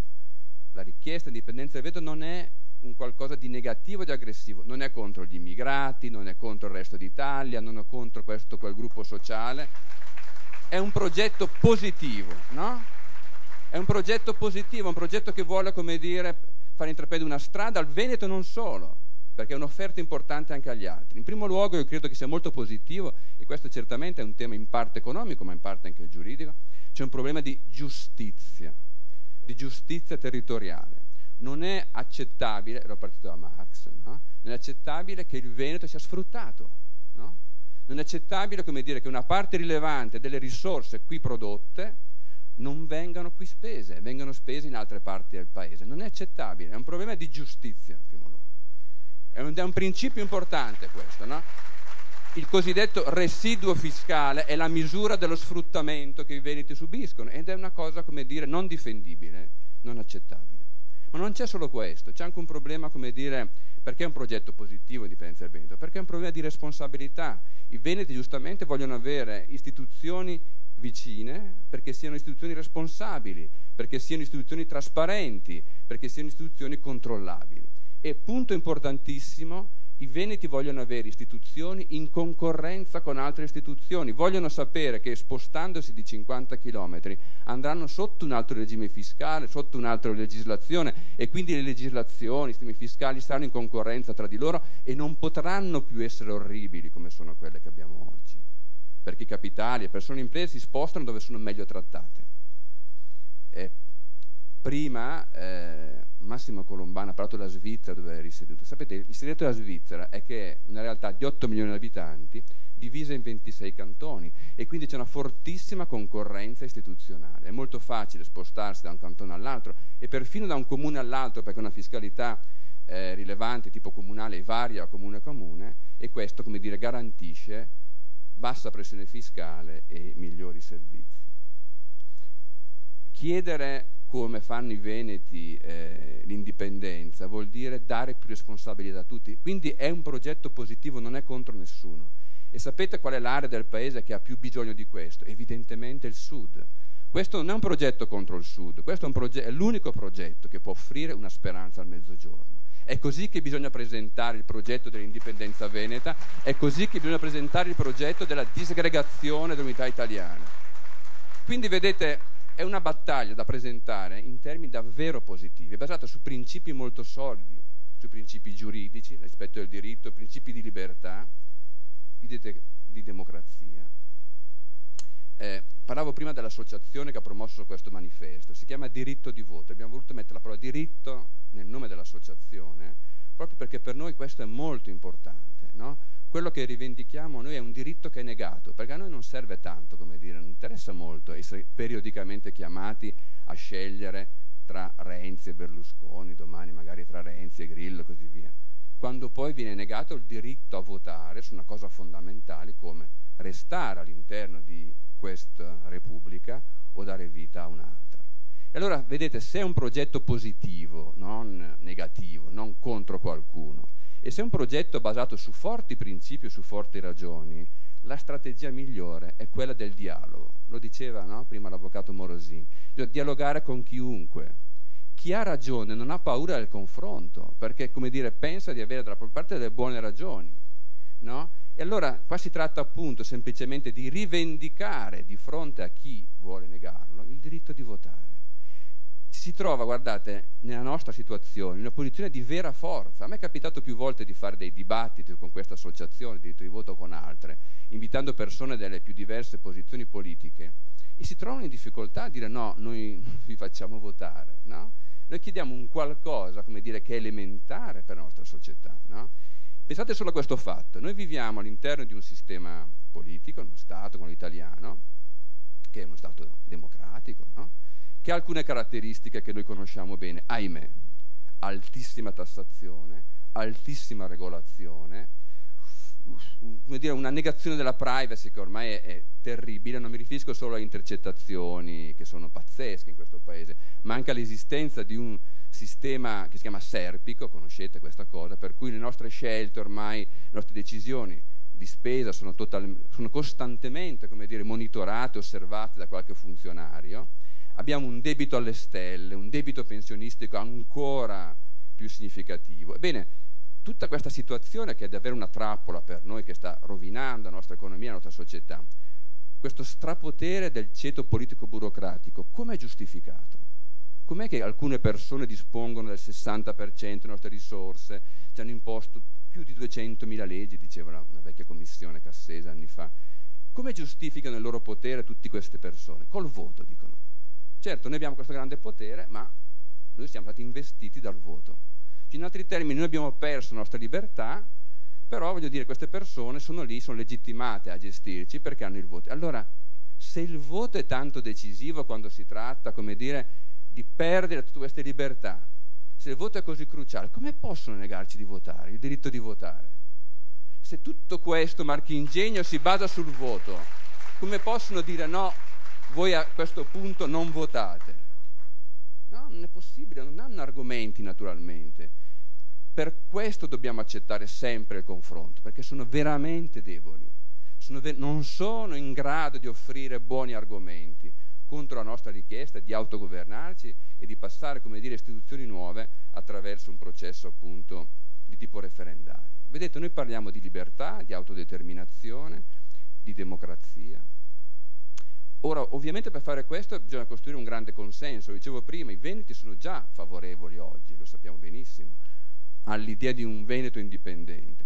Però bisogna costruire un consenso popolare riguardo al fatto che tutto questo è possibile, che si può, e anche in tempi ragionevolmente brevi, dar vita a un Veneto indipendente. Per fare questo, attenzione, c'è bisogno di una grande credibilità, e allora bisogna anche, come dire, che un movimento come questo e altri movimenti, e tutto, come dire, l'universo, la galassia che in Veneto si muove attorno al tema dell'indipendenza, costruisca una forte credibilità nell'ambito dei media, nell'ambito degli intellettuali e così via, perché sono ambiti molto importanti. Noi guardiamo la realtà attraverso questi occhiali, voglio dire, chi gestisce l'informazione, chi elabora le idee, le università, gioca un ruolo fondamentale nella società, no? Antonio Gramsci diceva: si conquista la società non certo andando a fare volantinaggio fuori dalle fabbriche, dando i volantini agli operai. Diceva no, bisogna conquistare le università, le case editrici e così via. Allora, per fare questo bisogna impegnarsi, anche perché dobbiamo ammetterlo, c'è un'eredità difficile, abbiamo un'eredità difficile. Purtroppo l'idea di indipendenza è associata a 30 anni, più di 30 anni di una storia di persone non tanto credibili, mettiamolo in questo termine, non tutte naturalmente, ma in larga misura non tanto credibili, no? Sapete di chi sto parlando naturalmente, no? Non è che stia nascondendo dietro le parole, però c'è una fortuna qui. Io vengo dalla Lombardia, insomma Lombardia da Brescia, mettiamo Lombardia, vengo dalla Lombardia e lì l'identificazione tra il discorso indipendentista e la Lega Nord è fortissima, è totale, per cui c'è una grande difficoltà a fare certi discorsi perché immediatamente si viene associati a quello che è un fallimento, possiamo dirlo, storico. Ma in Veneto le cose sono un po' diverse. In Veneto le cose sono un po' diverse. In Veneto parlare di indipendenza non significa, non ha mai significato, se volete, necessariamente parlare sempre e soltanto di Lega. La Lega Veneta precedente alla Lega Nord, c'è sempre stato, come dire, un indipendentismo con la sua fisionomia, e questo è molto importante. Allora ecco un altro punto: costruire il consenso vuol dire anche, proprio perché il Veneto presto diventi uno Stato in mezzo agli altri Stati in Europa e nel mondo, costruire un consenso trasversale, no? L'idea dell'indipendenza deve, come dire, coinvolgere i settori più diversi. Io certamente non sono, come dire, una persona molto affezionata, appassionata al ruolo dello Stato nella società e nell'economia, diciamo. Non mi considero e non vengo considerato normalmente uno statalista, ma se per ipotesi fossi statalista, certamente dovrei essere favorevole, come dire, anche in quel caso all'indipendenza del Veneto. Perché? Perché il Veneto, come la Lombardia, e la Lombardia perfino è in una situazione peggiore da questo punto di vista, si trova oggi nell'impossibilità, in un certo senso, di definire le proprie politiche. Nel momento in cui una parte rilevante delle risorse vanno via, sono prodotte qui ma non vengono spese qui, la conseguenza quasi inevitabile è che la politica è già definita. Si hanno servizi da liberismo selvaggio e tasse da socialismo reale. Non so se mi sono spiegato. La tassazione è altissima, ma le risorse che rimangono qua sono pochissime. Questo perché c'è questa ingiustizia territoriale. E allora questo è un discorso, come dire, che certamente io che non sono di sinistra, che non sono statalista, sono in grado di fare a gente di sinistra.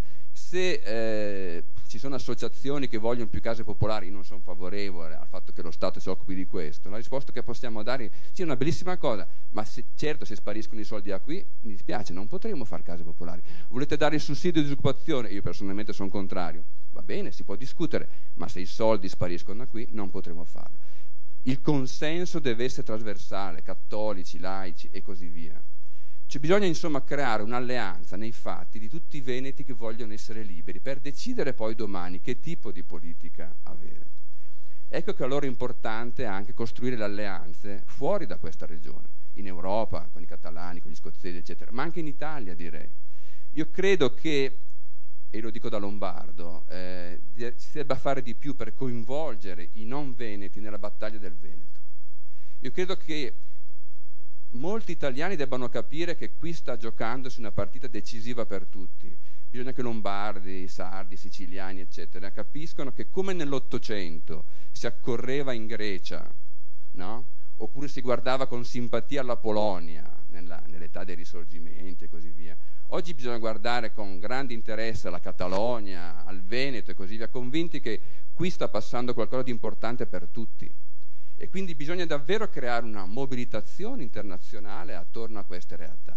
L'Europa può davvero cambiare, può tornare ad essere l'Europa che è stata grande solo se gli stati nazionali saltano, e in questo modo salta anche quell'obbrobrio, e questa è la mia speranza, ma non pretendo che sia condivisa da tutti, che è l'Unione Europea, che è un cartello appunto di stati nazionali. Quindi, come dire, la via istituzionale, che è la via che Indipendenza Veneta ha adottato, è una via che si basa naturalmente sull'effettività, no? Allora se si basa sull'effettività si basa sul consenso a tutti i livelli, e quindi c'è bisogno, come dicevo, di costruire fiducia attorno a questo progetto, che non è un progetto, come dire, eversivo, è un progetto, come dire, che si basa sulla legalità, che si basa sulla democrazia, che ha obiettivi di libertà. Qui vedo delle premesse importantissime in questa sala, vedo che c'è grande entusiasmo, vedo che ci sono persone serie, vedo che c'è tutta una serie di regole introiettate, si capisce che bisogna essere operativi, corretti, seri, che bisogna lavorare.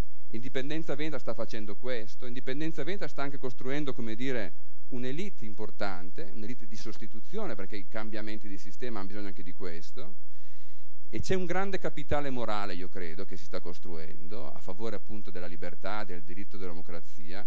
Credo che si debba farlo conoscere, che si debba, come dire, sempre di più far sì che il Veneto sia visto in Europa come una delle realtà importanti in questo momento, uno di quei luoghi in cui la storia, come dire, può passare, uno di quei... È per l'Italia, a mio parere, davvero forse l'anello che non tiene, il punto, come dire, in cui l'Italia, che è una costruzione artificiale, una costruzione, come dire, che ha fatto molti più danni agli italiani che non benefici, può essere davvero il Veneto quella realtà che, saltando, può ridare appunto libertà alle diverse comunità e creare quindi uno spazio di grande concorrenza tra istituzioni e di grande libertà per gli individui. Grazie per la vostra attenzione.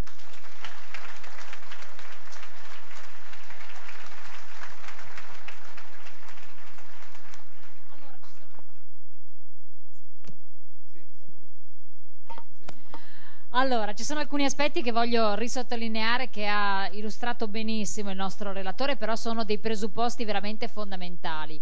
il cercare di diffondere, di divulgare, di far comprendere l'importanza di queste dinamiche oltre i confini della regione è veramente strategico.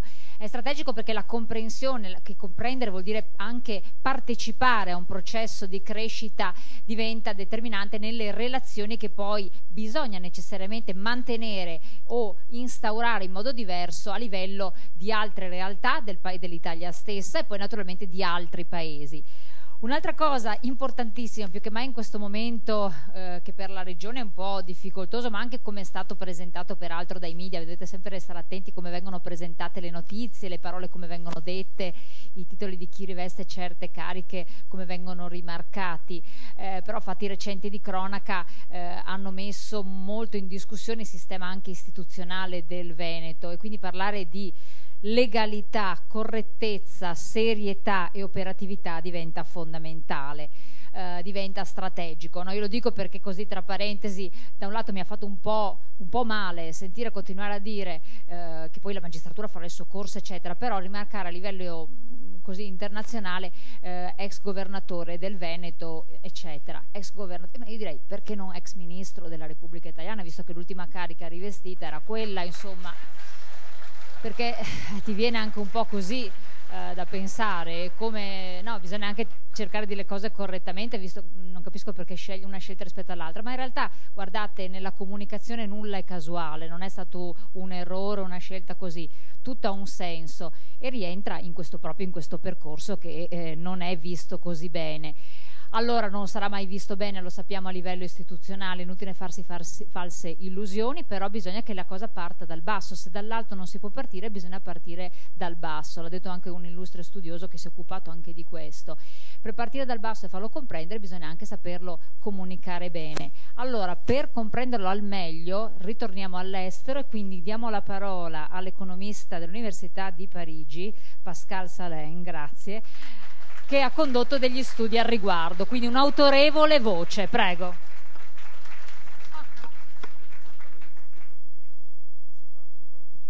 Sì.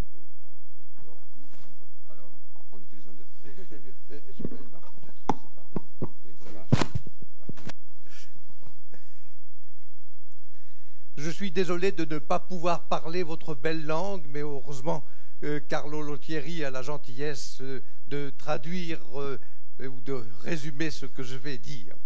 Je tiens d'abord à dire que je suis très heureux d'être ici et je remercie les organisateurs de m'avoir invité parce que j'admire votre enthousiasme pour l'indépendance de la Vénétie et je partage cet enthousiasme.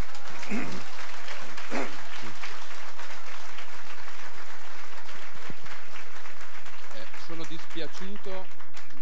C'est, je crois, un mouvement très important qui est en train de se mettre en place et qui devrait avoir des conséquences importantes en Europe. Alors, il y a peut-être un paradoxe à demander à un Français qui vient d'un pays très centralisé de parler de l'indépendance régionale, mais c'est peut-être justement par réaction contre le centralisme français que je défends cette cause. Sono dispiaciuto di non poter parlare la vostra bella lingua, ma sono felice di essere qui a parlare in difesa dell'indipendenza del Veneto. Può sembrare strano che un francese che viene dal paese più centralista, eccetera, parli di indipendenza del Veneto, ma io invece penso che sia importante la vostra indipendenza. J'ai oublié ce que vous avez dit. Merci. Alors, il y a un autre paradoxe, c'est qu'on constate actuellement qu'il y a une tendance en Europe à centraliser le pouvoir, et c'est le but de beaucoup de politiciens, d'avoir une Europe qui est centralisée, où on harmonise les politiques économiques, où on empêche la diversité, et d'un autre côté, nous avons des revendications pour l'autonomie en Catalogne, en Écosse, en Vénétie, bien sûr. Et là encore, c'est peut-être par réaction, justement, contre ce centralisme européen, et c'est par conséquent un phénomène extrêmement important. Sì, c'è un paradosso perché da un lato l'Europa va verso una concentrazione crescente di poteri, ma al tempo stesso ci sono rivendicazioni locali in Catalogna, in Scozia, in Veneto, ma forse non è proprio un paradosso, nel senso che è un po' la conseguenza esattamente di questa tendenza, una reazione, diciamo, contro questo centralismo crescente. Alors, permettez-moi, peut-être avant de parler de ce qui peut être éventuellement fait en Vénétie, permettez-moi d'évoquer un peu les problèmes européens. Il y a en effet deux conceptions, pour résumer, deux conceptions de l'intégration économique européenne. La conception dominante, malheureusement, c'est la conception qui consiste à dire qu'il faut harmoniser, qu'il faut que tous les pays deviennent une seule nation européenne. C'est une conception constructiviste et politique. Le but, c'est l'unification politique de l'Europe. Mais comme je le redirai sans doute, là où l'unification politique avance, la véritable intégration économique recule. Allora, prima di dire quello che si può fare in Veneto, lasciatemi dire qualcosa sull'Europa, perché ci sono due tendenze in Europa. La prima è verso una progressiva centralizzazione, verso un'armonizzazione, e poi cos'era? La finale? Pardon? E cosa vuol dire? La deuxième partie de Beh, questo comunque è il concetto, no? Una progressiva centralizzazione. Que je parlerai de l'organisation, de ce que on peut faire dans une Vénétie indépendante. Quello l'ho detto, je l'ai dit. Troppo più court. Alors, la deuxième conception de l'intégration économique, c'est celle qui consiste à dire qu'un système est bien intégré lorsque ses parties sont très différentes les unes des autres, mais cohérentes entre elles. C'est au fond la conception de la concurrence. Au début de l'intégration européenne, on avait bien compris que ce qu'il fallait faire, c'était supprimer les obstacles aux échanges, permettre la liberté, créer ce qu'on a appelé le marché commun. Mais malheureusement, peu à peu, on a dévié de cette conception initiale pour aller vers l'Europe politique. Sì, l'altra idea è quella basata sulla concorrenza, cioè lasciare le realtà molto libere di decidere, in modo che si abbia una integrazione attraverso gli scambi, attraverso le differenze, e all'inizio si era capito questo. L'Europa in qualche modo era partita in questa maniera con l'idea del mercato comune, che era appunto un modo per integrare diverse economie, laddove invece, come prima diceva, poi si è scelto soprattutto l'idea, come dire, di armonizzare, di regolare dal centro, da parte di Bruxelles. Et personnellement, je défends l'approche concurrentielle de l'Europe parce que je crois dans les vertus de la concurrence. C'est vrai entre des entreprises. Quand il y a concurrence entre des entreprises, chacun essaye de faire mieux que les autres. C'est vrai également pour l'organisation sociale. Quand il y a concurrence et non pas centralisation, quand il y a concurrence, chacun essaye de faire mieux. Et c'est pourquoi l'indépendance de la Vénétie peut être quelque chose de très important à l'échelle de l'Europe et même du monde, à condition, bien sûr, que cette indépendance permette à la Vénétie de montrer qu'elle est capable de faire mieux que les autres. Sì, io difendo questa seconda visione basata sulla concorrenza. La concorrenza è fondamentale, la concorrenza è fondamentale tra le imprese, ma è fondamentale anche tra le organizzazioni sociali. No? Se le organizzazioni sociali, cioè gli stati, le realtà istituzionali, sono in concorrenza fra di loro, allora è chiaro che si hanno una serie di effetti positivi, a condizione, ha concluso, che un Veneto indipendente sia in grado di mostrare che può fare meglio, come dire, dell'Italia unita. Alors, je sais bien qu'il existe de manière générale un mythe de la grande dimension. Au niveau des entreprises, bien souvent, on dit qu'il y a des économies d'échelle, et plus une entreprise est grande, plus elle est efficace. Je crois que ce n'est pas vrai. Et on voit en réalité qu'il est préférable d'avoir beaucoup de petites entreprises très dynamiques, en concurrence entre elles, plutôt que de grandes entreprises qui souvent sont des grandes bureaucraties. Parce qu'on oublie, on a une vision purement technique, et on oublie la dimension humaine des choses. Et gérer des grandes organisations, c'est difficile. Ha detto chiaramente questa idea di una visione concorrenziale si scontra col mito dell'economia di scala, no? Cioè l'idea per cui se abbiamo delle grandi organizzazioni le cose funzionano meglio, e dice no, questo non è vero, lo vediamo nelle imprese, spesso piccole imprese sono più efficaci, più in concorrenza, cioè più dinamiche, e soprattutto dice nella grande organizzazione burocratica si perde poi la dimensione umana, che invece è fondamentale appunto anche in ambito economico. Et nous avons la même chose pour les pays. Il est préférable d'avoir beaucoup de petits pays qui sont efficaces, qui sont en concurrence les uns avec les autres, plutôt qu'un pays extrêmement centralisé, de grande dimension. Après tout, regardons les exemples. Singapour, par exemple, Hong Kong, la Suisse même, ce sont des petits pays, mais qui sont ouverts sur le monde et qui ont leurs spécificités. Donc je crois que le plaidoyer pour la diversité, c'est un plaidoyer fondamental. Et c'est un des aspects de la revendication pour l'indépendance de la Vénétie. Sì, quello che vale per le imprese vale anche per le istituzioni, no? Che se sono piccole appunto sono più dinamiche, quello che c'è sulla concorrenza, e basta guardare la realtà, no? Singapore, Hong Kong, la stessa Svizzera e così via, sono paesi molto dinamici che hanno la loro identità molto forte, ed è, come dire, una difesa della libertà alla fine, no? Perché questa pluralità permette il massimo di libertà. Permettez-moi aussi de me référer rapidement à l'histoire. J'ai lu très récemment un livre écrit par un jeune universitaire français sur la Rome antique. Et il explique que le grand succès de Rome au début de son histoire est venu du fait que Rome était fondée sur le respect des droits, la liberté individuelle. Et de ce point de vue-là, Rome a été imitée par les autres régions italiennes. Ça a été un modèle, n'est-ce pas? Et lorsque, peu à peu, l'Empire s'est constitué, qu'il a centralisé les pouvoirs, qu'il a dominé les autres régions et une partie du monde connu, eh bien, il est devenu faible. Il est devenu faible, il est devenu moins prospère, il est devenu conflictuel.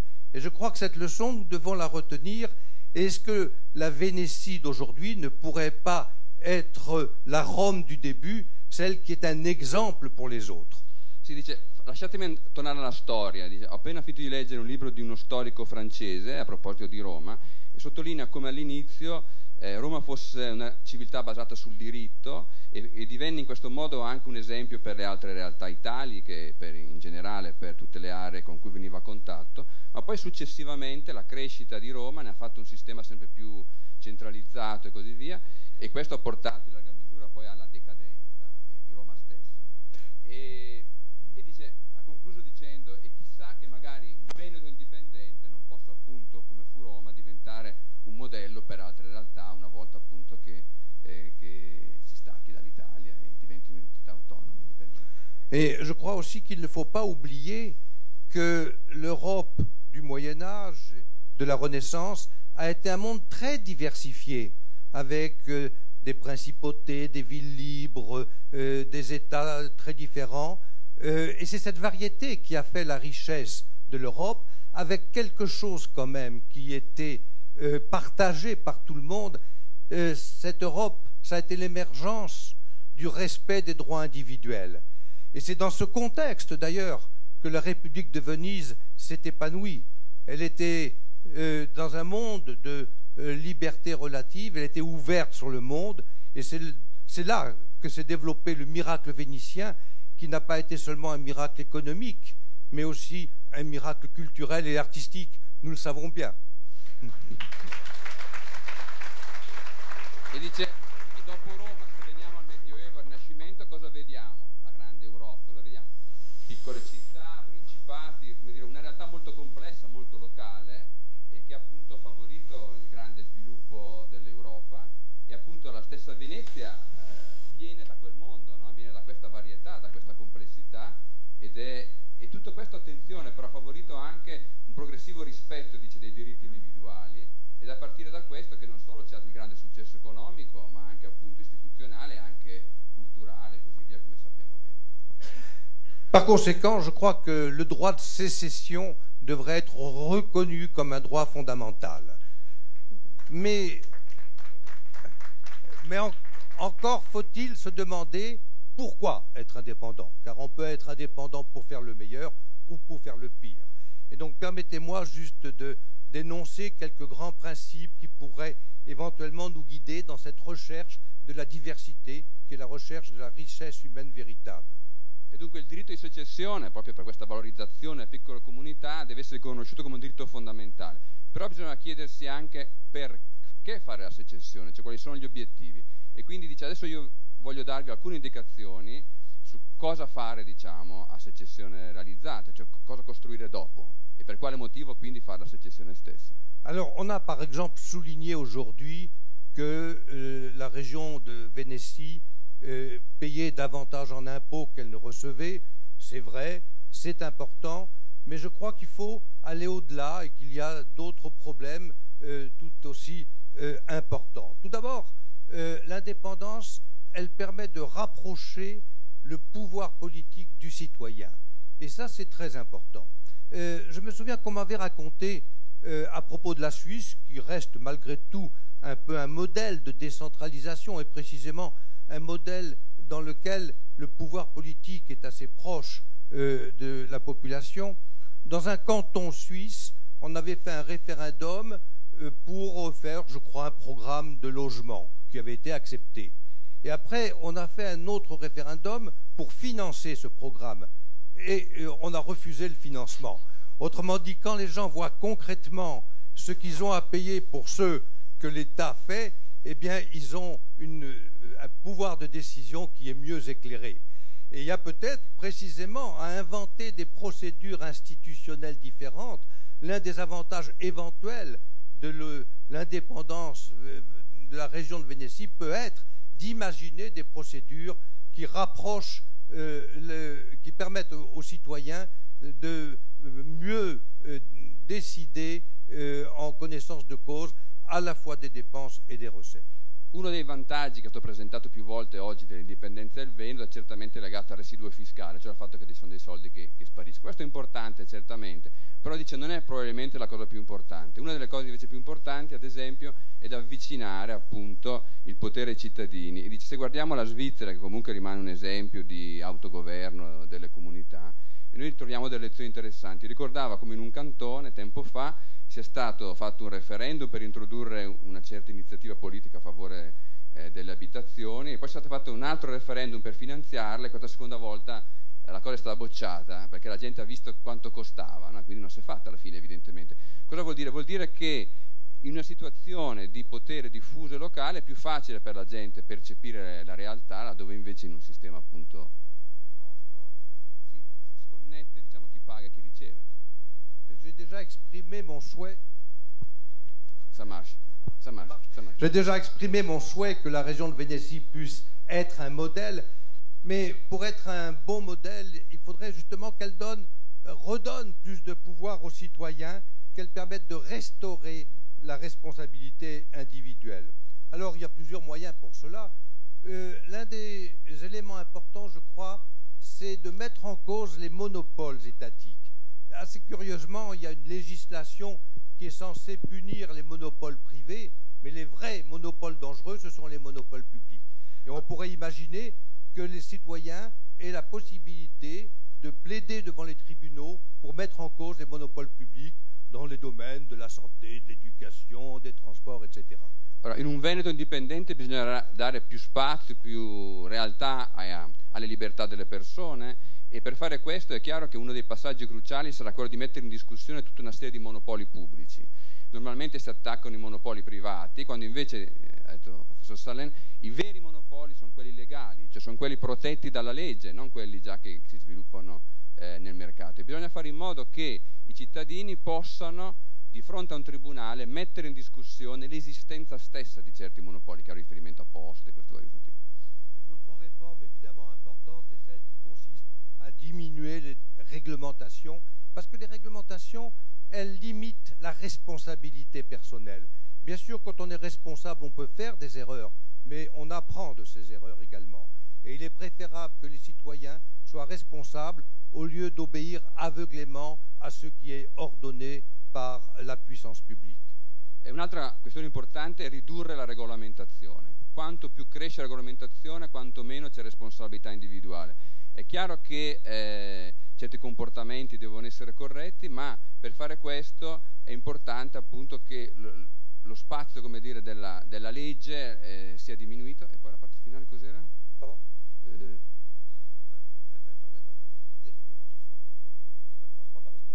Sì, esattamente, la deregolamentazione favorisce la responsabilità. Quando, come dire, tutto non è definito dalla legge, noi siamo chiamati a farci carico delle cose che facciamo et à farle in un certo modo. Alors, j'ai été frappé aujourd'hui de voir que le problème fiscal tenait une place importante dans les préoccupations, et à juste titre. Permettez-moi même d'être un peu personnel, cela m'a amusé parce que ce matin on a parlé de tyrannie fiscale. Or, j'avais écrit un livre en français dans le passé qui s'appelait L'arbitraire fiscal, et la traduction en italien de ce livre, c'était la Tirania fiscale.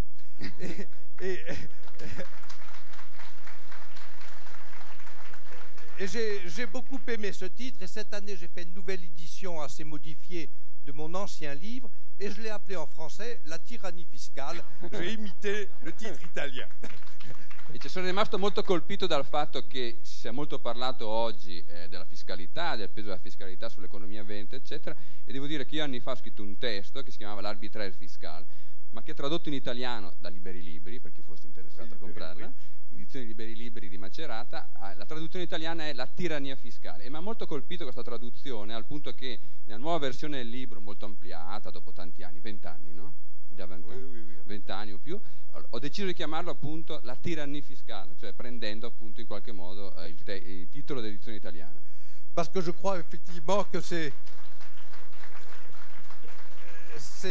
malheureusement vrai que nous subissons tous la tyrannie fiscale, et à mon avis c'est une des raisons pour lesquelles on a cette situation qu'on appelle parfois l'eurosclérosis, la sclérose européenne, que c'est un phénomène pas seulement français, pas seulement italien, mais qu'on retrouve dans d'autres pays d'Europe.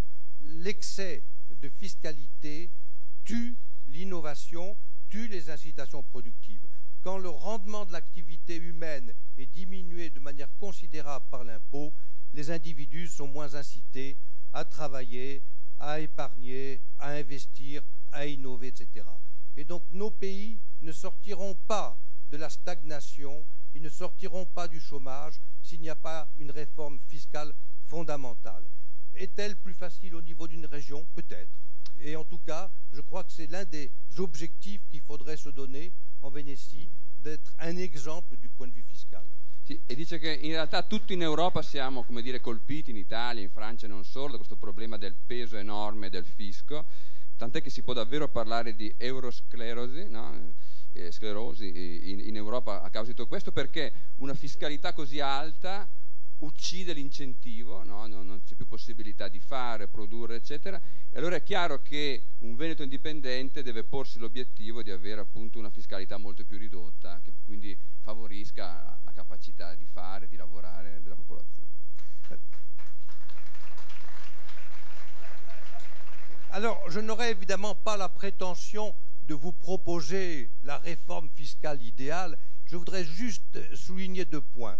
Je crois que la progressivité de l'impôt est quelque chose de très négatif, parce qu'elle punit bien souvent ceux qui sont les plus productifs, ceux qui font le plus d'efforts, et nous le voyons très concrètement par le fait que les plus talentueux, les jeunes les plus dynamiques partent. C'est le cas de la France, c'est le cas, paraît-il, de la Vénétie également. Et si nous voulons retenir ceux qui sont les plus talentueux au profit de tout le monde, car tout le monde en profite, il faut diminuer l'excès de fiscalité qui pèse sur certains. Sì, non voglio proporvi, come dire, una riforma fiscale ideale, però una cosa certo credo che si debba dire, e cioè che bisogna lasciare da parte la progressività dell'imposizione fiscale. Perché cosa fa un sistema fiscale progressivo? Alla fine punisce i più produttivi, e quindi alla fine punisce tutti, perché nel momento in cui i più produttivi vengono penalizzati è l'intera economia che paga le conseguenze, e la conseguenza immediata è che i più talentuosi, i più innovativi eccetera se ne vanno. Quello che succede in Francia è quello che succede a quanto pare anche in Veneto, e invece, come dire, evitare questa progressività significa creare delle condizioni che alla fine sono a vantaggio di tutti. Un autre aspect important du problème fiscal, c'est la taxation du capital. Parce qu'il n'y a pas de croissance sans accumulation de capital, sans épargne.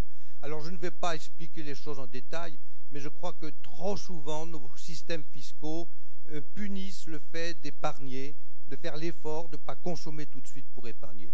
Et sans entrer dans les détails, Je tiens simplement à attirer l'attention sur la nécessité de réfléchir à cette question de la taxation du capital.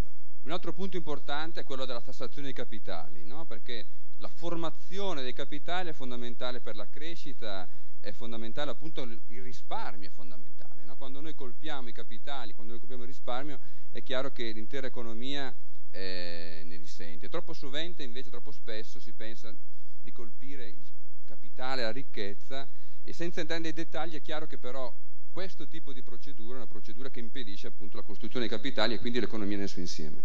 Alors, je voudrais pour terminer insister sur les relations possibles de la Vénétie avec le reste du monde.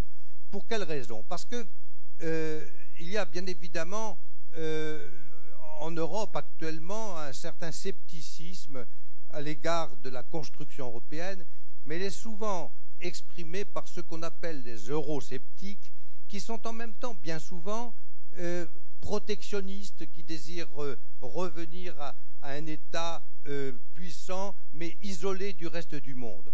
Et il y a une race d'eurosceptiques qui est différente, à laquelle j'appartiens, à savoir celle qui souhaite essentiellement l'ouverture, au contraire la liberté. Et je pense que si la région de Vénétie se sépare de l'Italie et par là même, au moins provisoirement, de l'Europe, eh bien il convient, c'est fondamental qu'elle reste ouverte sur le monde. C'est la condition de la prospérité. Sì, e vorrei parlare anche delle relazioni possibili con il resto del mondo di un Veneto indipendente, perché in Europa c'è ormai, avete visto anche l'ultima elezione, un forte movimento euroscettico, ma spesso questi euroscettici sono protezionisti, ambiscono a uno Stato forte e tendono, come dire, a chiedere politiche di isolamento appunto delle varie realtà nazionali. Invece c'è un'altra razza di euroscettici, di cui faccio parte, dice il professor Salin, che è euroscettica perché favorevole alla libertà, e quindi il Veneto indipendente, come dire, eventualmente, cioè fuori dall'Italia ed eventualmente anche fuori dall'Europa, dovrebbe pensarsi nell'apertura verso il mondo e non già invece nella chiusura nella piccola realtà. Alors, et ce faisant, d'ailleurs, Venise retrouverait sa tradition ancienne. Bien entendu, cette question pose le problème des relations avec l'Europe. On en a parlé déjà aujourd'hui. Il est évident que si la Vénétie devient un État indépendant, il y aura le problème de ses relations avec l'Union européenne. Monsieur Barroso, le président de la Commission européenne, a déclaré récemment que si l'Écosse devient indépendante, il serait difficile qu'elle entre dans l'Union européenne et même peut-être impossible. Et je pense que si on l'interrogeait sur la Vénétie, il dirait la même chose. Mais la question que je me pose est la suivante. Est-ce que c'est très grave? Est-ce que c'est très grave? Eh bien, peut-être pas. Parce que, précisément, ça permettrait peut-être à la Vénétie d'échapper à toutes les contraintes qu'impose l'Union européenne et, je le répète, d'être ouverte sur le monde. Nous avons un exemple voisin qui est celui de la Suisse. La Suisse n'est pas membre de l'Union européenne, mais c'est un pays prospère. C'est un pays prospère parce que, comme je le rappelais, le pouvoir politique est proche du peuple et parce que les libertés fondamentales sont respectées. J'ai déjà cité Singapour, par exemple, mais Singapour ne fait pas partie d'une union asiatique. Il n'y a pas besoin pour cela. Mais par contre, la Suisse ou Singapour échangent avec le monde entier. E c'est ça qui est important. Allora è chiaro che alla fine diceva nel momento in cui fosse aperta al mondo, Venezia ritroverebbe la sua tradizione, no? Di grande realtà marinara, commerciale, eccetera. Si porrebbe a questo punto naturalmente il problema del rapporto con l'Unione Europea, perché Barroso recentemente ha detto, a proposito della Scozia e poi della Catalogna, che nell'ipotesi di indipendenza di queste realtà sarebbe molto difficile o addirittura impossibile una loro partecipazione all'Unione Europea. La domanda che si pone è se è davvero grave tutto questo. La risposta è no. Perché? Perché in realtà un Veneto fuori dall'Europa sfuggirebbe ad esempio a tutti i vincoli dell'Europa e potrebbe davvero aprirsi maggiormente al mondo. E dice, e guardate,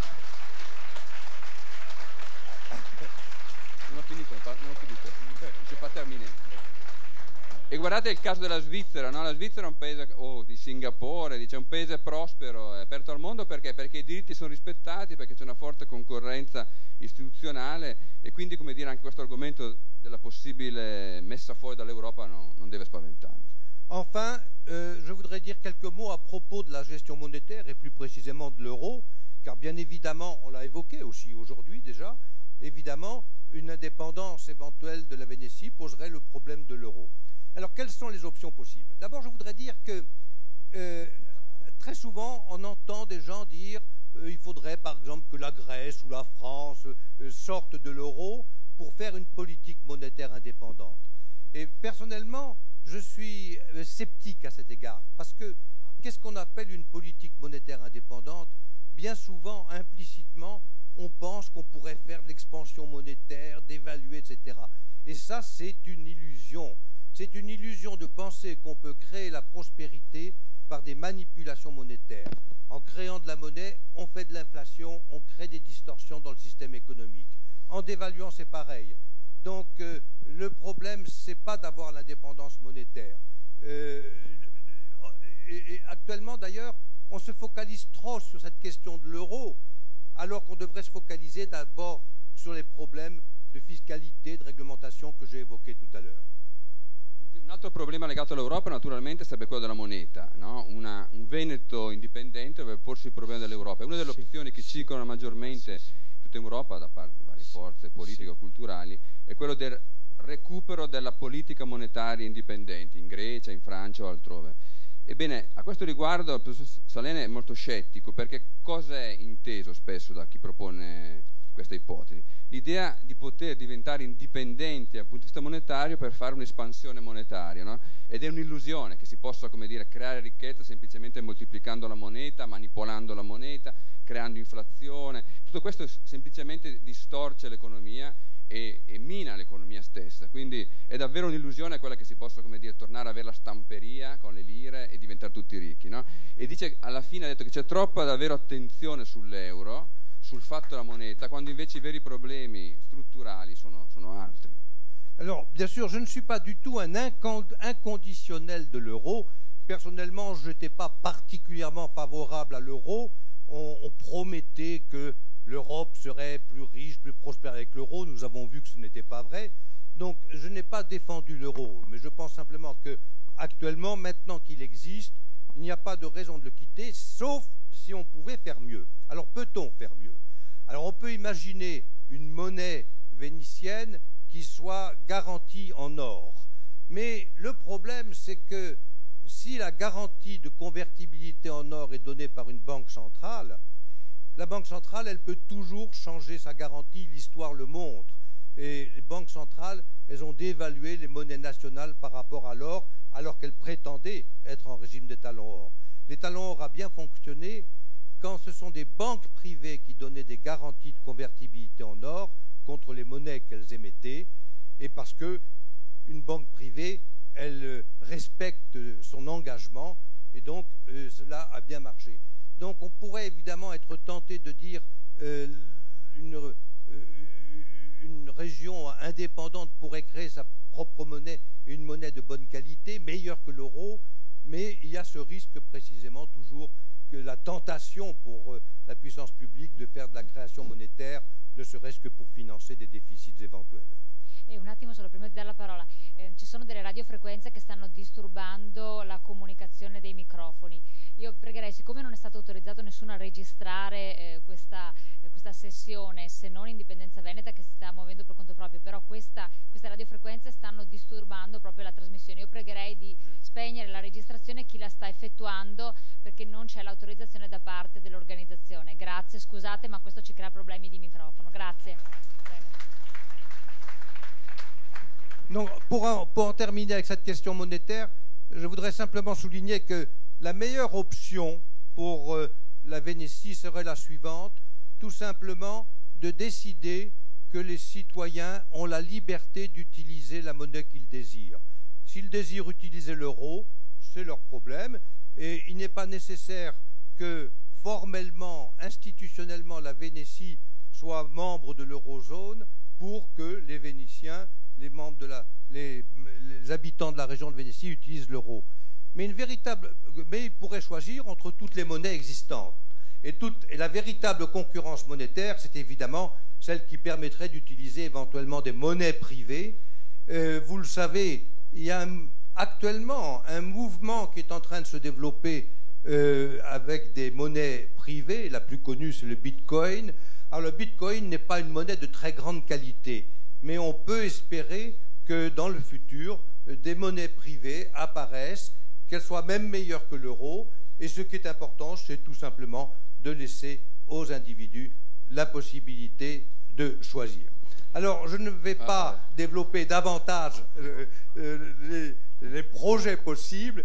Je vous remercie de m'avoir invité, de m'avoir écouté, et je souhaite vraiment que ce mouvement d'indépendance de la Vénétie puisse aboutir au succès.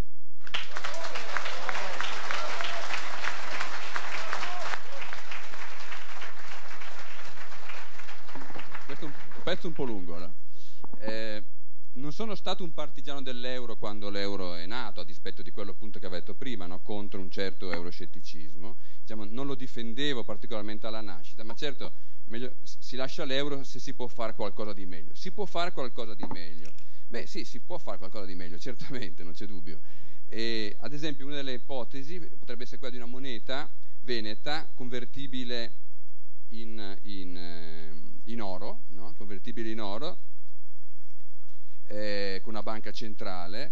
Però il problema qual è? Che storicamente abbiamo visto che quando abbiamo, come dire, una monete coperte poi è facile, come dire, per la banca centrale manipolare tutto questo. Se l'unica garanzia è quella, storicamente la cosa funzionava quando tutto il meccanismo rimane a banche private, che avevano quindi, come dire, erano nella logica di mercato, nella concorrenza fra di loro. Ecco, una migliore soluzione però sarebbe quella di lasciare la libertà monetaria ai cittadini, cioè far sì che tutti i cittadini possano usare la moneta che vogliono, l'euro eventualmente, se vogliono usare l'euro, non c'è bisogno di essere nell'eurozona per poter usare l'euro, c'è il caso di Montenegro ad esempio, dove l'euro viene utilizzato, ma non si tratta solo ma qualunque moneta potrebbe essere utilizzata di questo o quel paese, e anche evidentemente una vera libertà monetaria consiste anche nella possibilità di veder nascere delle monete private. C'è già oggi nel mondo un movimento in questo senso, il caso più conosciuto è quello di Bitcoin, che secondo il professor Salem non è una moneta di grande qualità, ma è possibile che in futuro appunto sorgano altre monete anche migliori, che sono prodotte appunto da realtà indipendenti, private, in concorrenza fra loro. In conclusione, ha detto che non è chiaramente qui per dare tutte le ricette possibili della futura economia del Veneto, ma certamente ringrazia dell'invito, dell'occasione di essere stato qui, e augura naturalmente un grande successo al progetto dell'indipendenza veneta. Grazie professore, grazie veramente, la ringraziamo. Grazie naturalmente anche al professor Lottieri, che ha contribuito in modo strategico alle traduzioni sintetiche dei vari passaggi.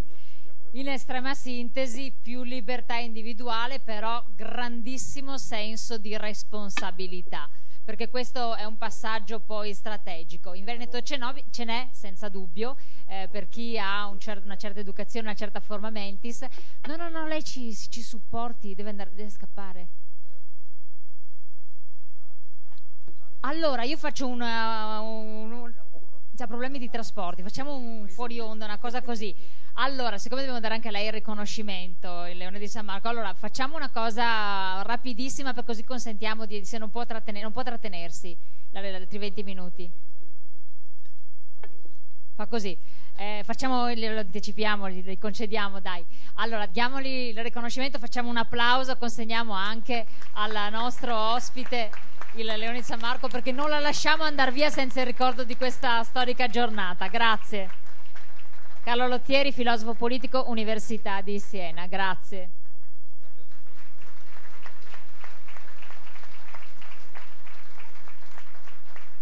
Grazie molte.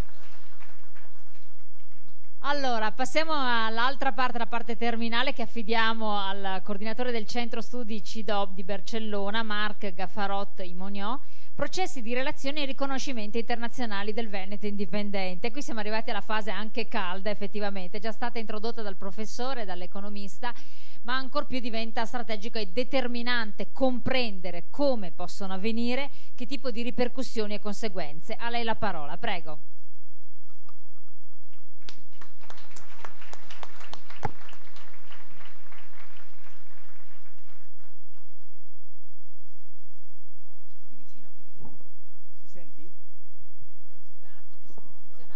No, non comincia bene la indipendenza veneta? Sì, sì. Comunque, forza la indipendenza della nazione veneta e visca Catalunya lliure!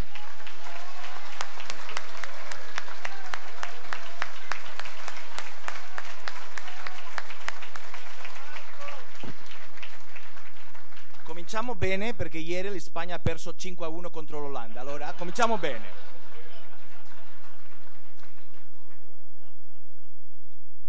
Non parlo molto bene l'italiano, allora il mio italiano è un po' catalanizzato e mi scuso per questo. Prossimo anno, quando già lo Stato Veneto è una realtà, parliamo tutti in veneto, in lingua veneta, non dialetto veneto, lingua veneta.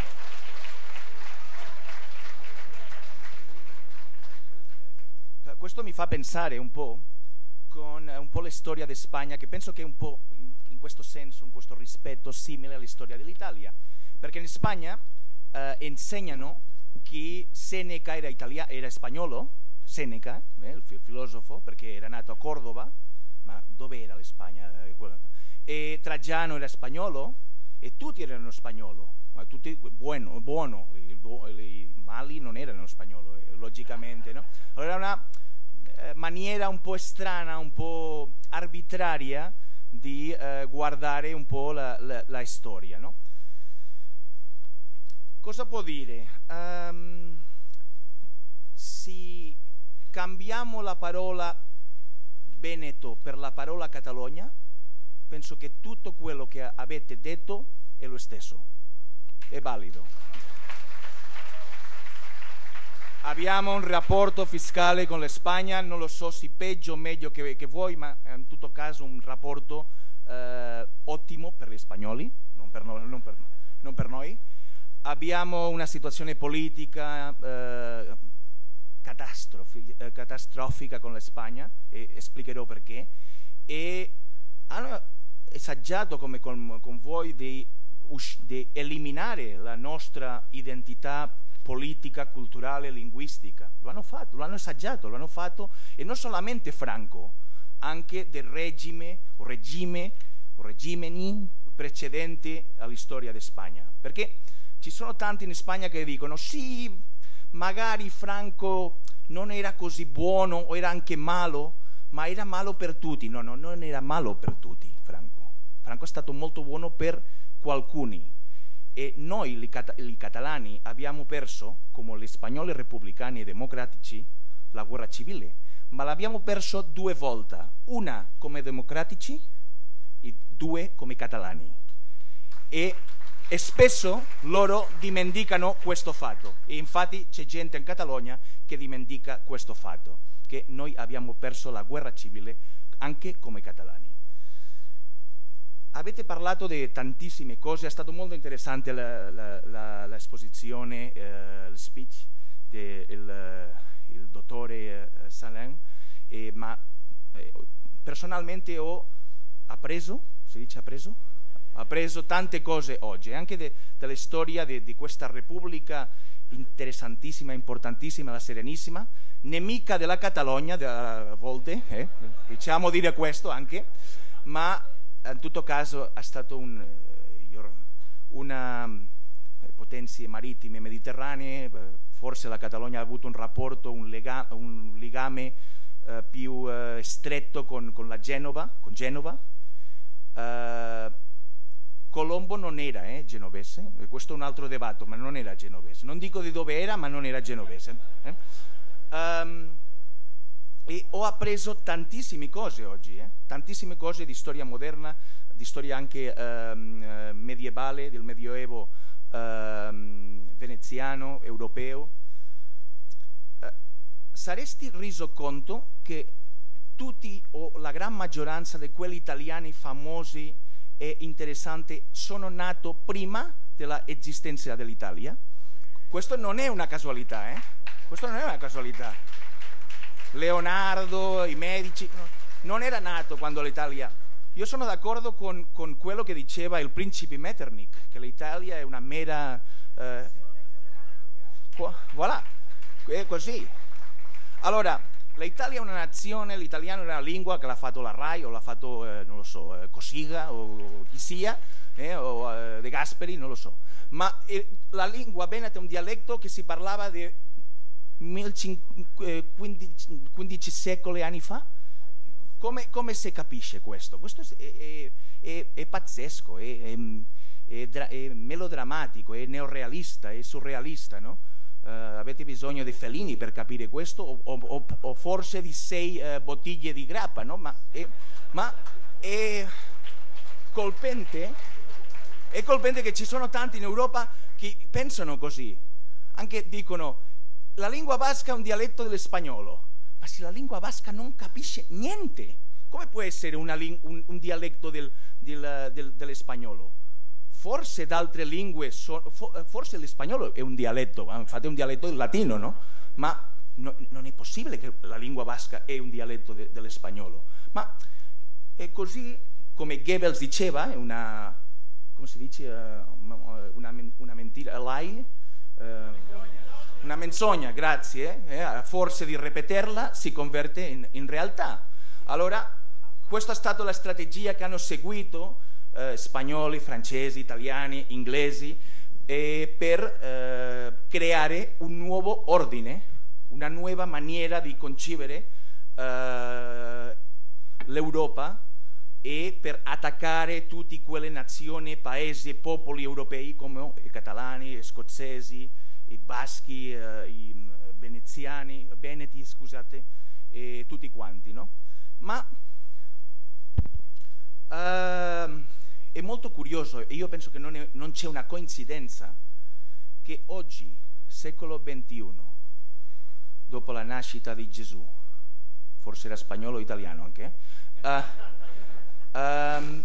siamo qua parlando della Catalogna, parlando del Veneto, parlando della Scozia, parlando dell'Europa, perché infatti noi siamo europeisti, loro non sono più europeisti, tutti questi stati hanno diventati europeisti dopo la seconda guerra mondiale, perché gli stati europei hanno ammazzato quasi tutto, è un miracolo che siamo qua e non è la colpa dei nostri, non regioni, nazioni europei, è la sua colpa. Dico questo perché avete sentito gente della Commissione europea, anche del Consiglio europeo, Van Rompuy, Barroso ed altri, che sembra che facciamo la indipendenza, sortiamo direttamente dall'Unione Europea, e questo ci deve vederci. Numero uno, perché non è scritto nessun posto di che se facciamo la indipendenza usciamo direttamente dall'Unione Europea. Numero uno. Numero due, o numero 1A, sono d'accordo con il posizionamento del professore Salem. Fuori dall'Unione Europea c'è vita anche.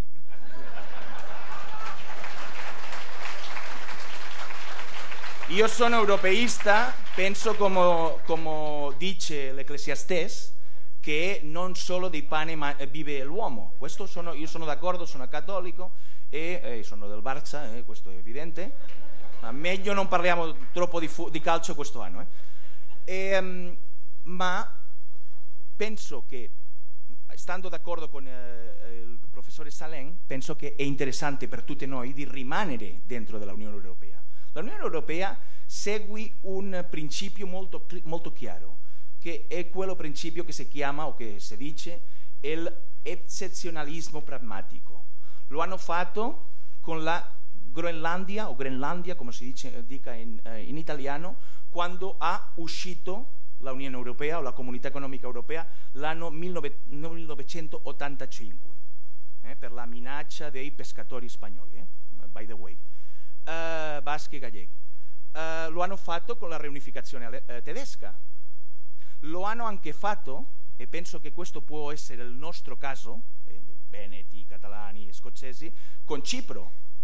Cipro, tutta la isola appartiene alla Unione Europea, ma unicamente o solamente la parte greca, la parte penso meridionale dell'isola, ha l'acquis communautaire, non lo so come si dice in italiano, l'acervo comunitario in spagnolo, il cavallo comunitario in catalano. Sì, voilà, la legislazione comunitaria in qualsiasi caso. Allora questo è un approach, è una forma di attaccare un problema pragmatico, pratico. Allora noi, perché è triste ma è molto divertente anche. La Turchia, 3% del territorio europeo, 3%, è un paese che grazie a Dio non ha nessun interesse adesso di formare parte dell'Unione Europea, è continuamente invitata a formare parte del club comunitario. E noi che facciamo l'Italia del 57, la Spagna dell'86, la Scozia del 73, noi che siamo anche contribuente nato o netto, noi abbiamo il pericolo di essere buttato anche del sistema solare. No,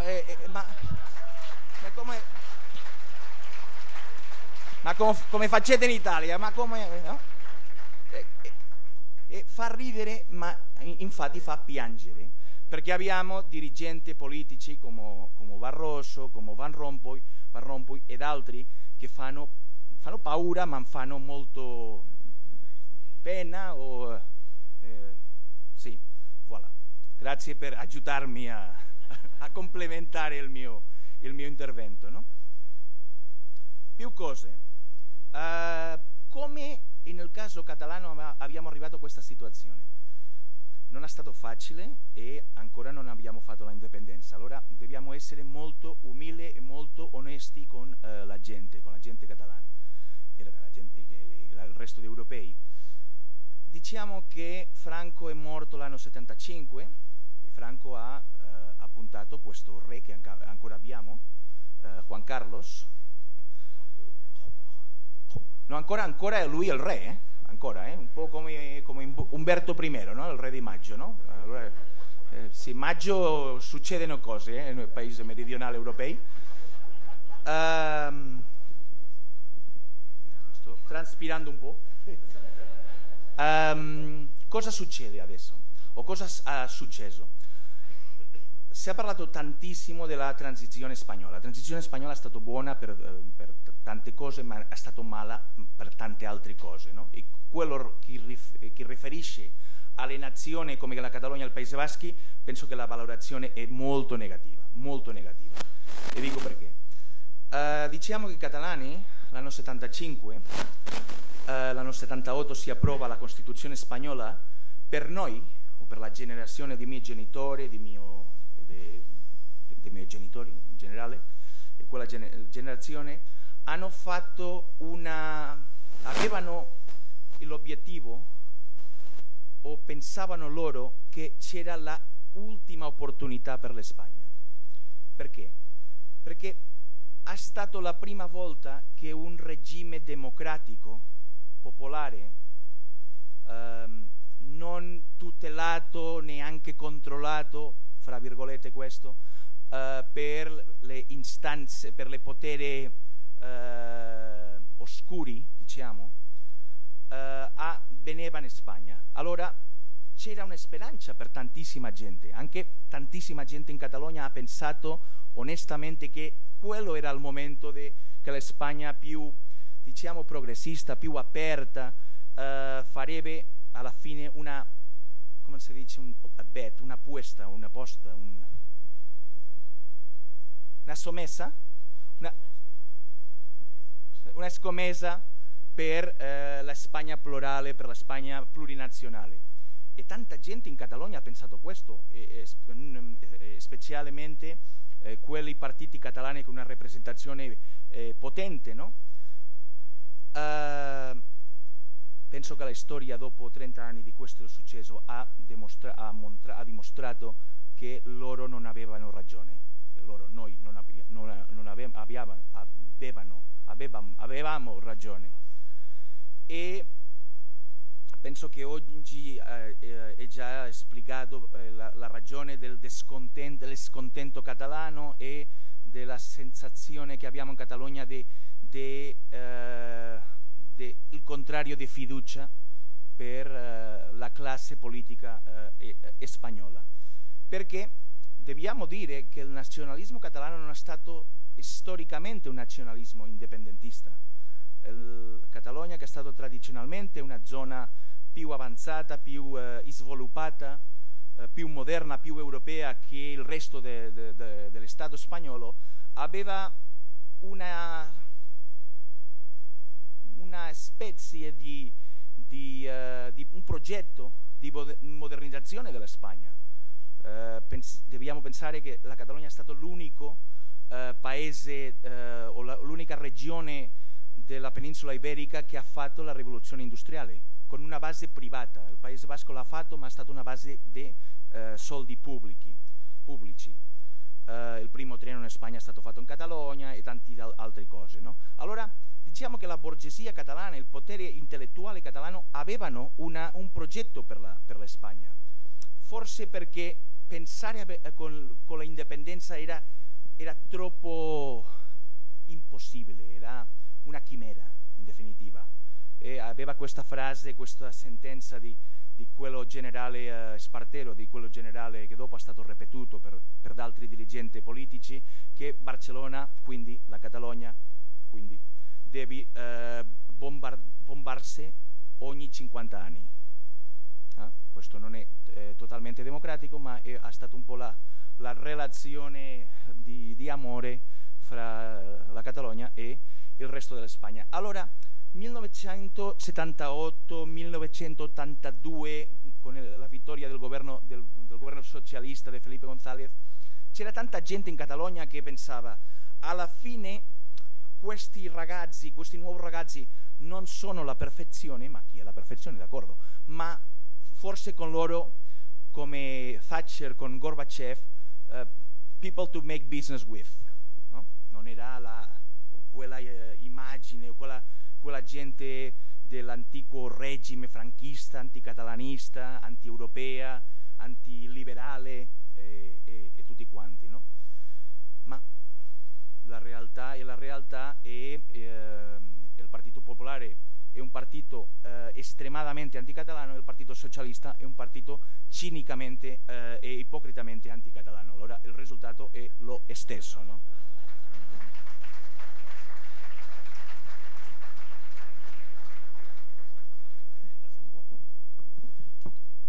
Ma quello che è molto interessante di vedere e di riflettere anche magari per voi è che noi in Catalogna, tutto questo movimento indipendentista è stato un movimento oltre di partiti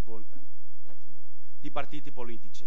È stato la gente, come tutti voi, no? che hanno cominciato a questionare il regime politico, hanno cominciato anche a questionare i partiti politici o la praxi politica di questi partiti, e hanno creato quello che all'inizio sembrava una chimera: fare un referendum, una consultazione popolare a un piccolo paese di appena 6.000 abitanti, 6.000, no, quello paese, no, tutta la Catalogna, un piccolo paese, una piccola città, Arenys de Munt, di 6.000 abitanti. E quello che sembrava un atto provinciano, ridicolo, che fa ridere, è stato un gran esito, è stata una bomba, sì, è stato impressionante in definitiva, e ha generato una catena di altri referendi per tutta la Catalogna fino l'anno 2000, parlo dell'anno 2009, 11 settembre 2009 fino mezzo 2011 che abbiamo fatto il referendum extraufficiale alla città di Barcellona. E un'altra volta i negativisti hanno detto questo è valido per i contadini, per i pescatori, per tutti, questo è inutile. Penso che la musica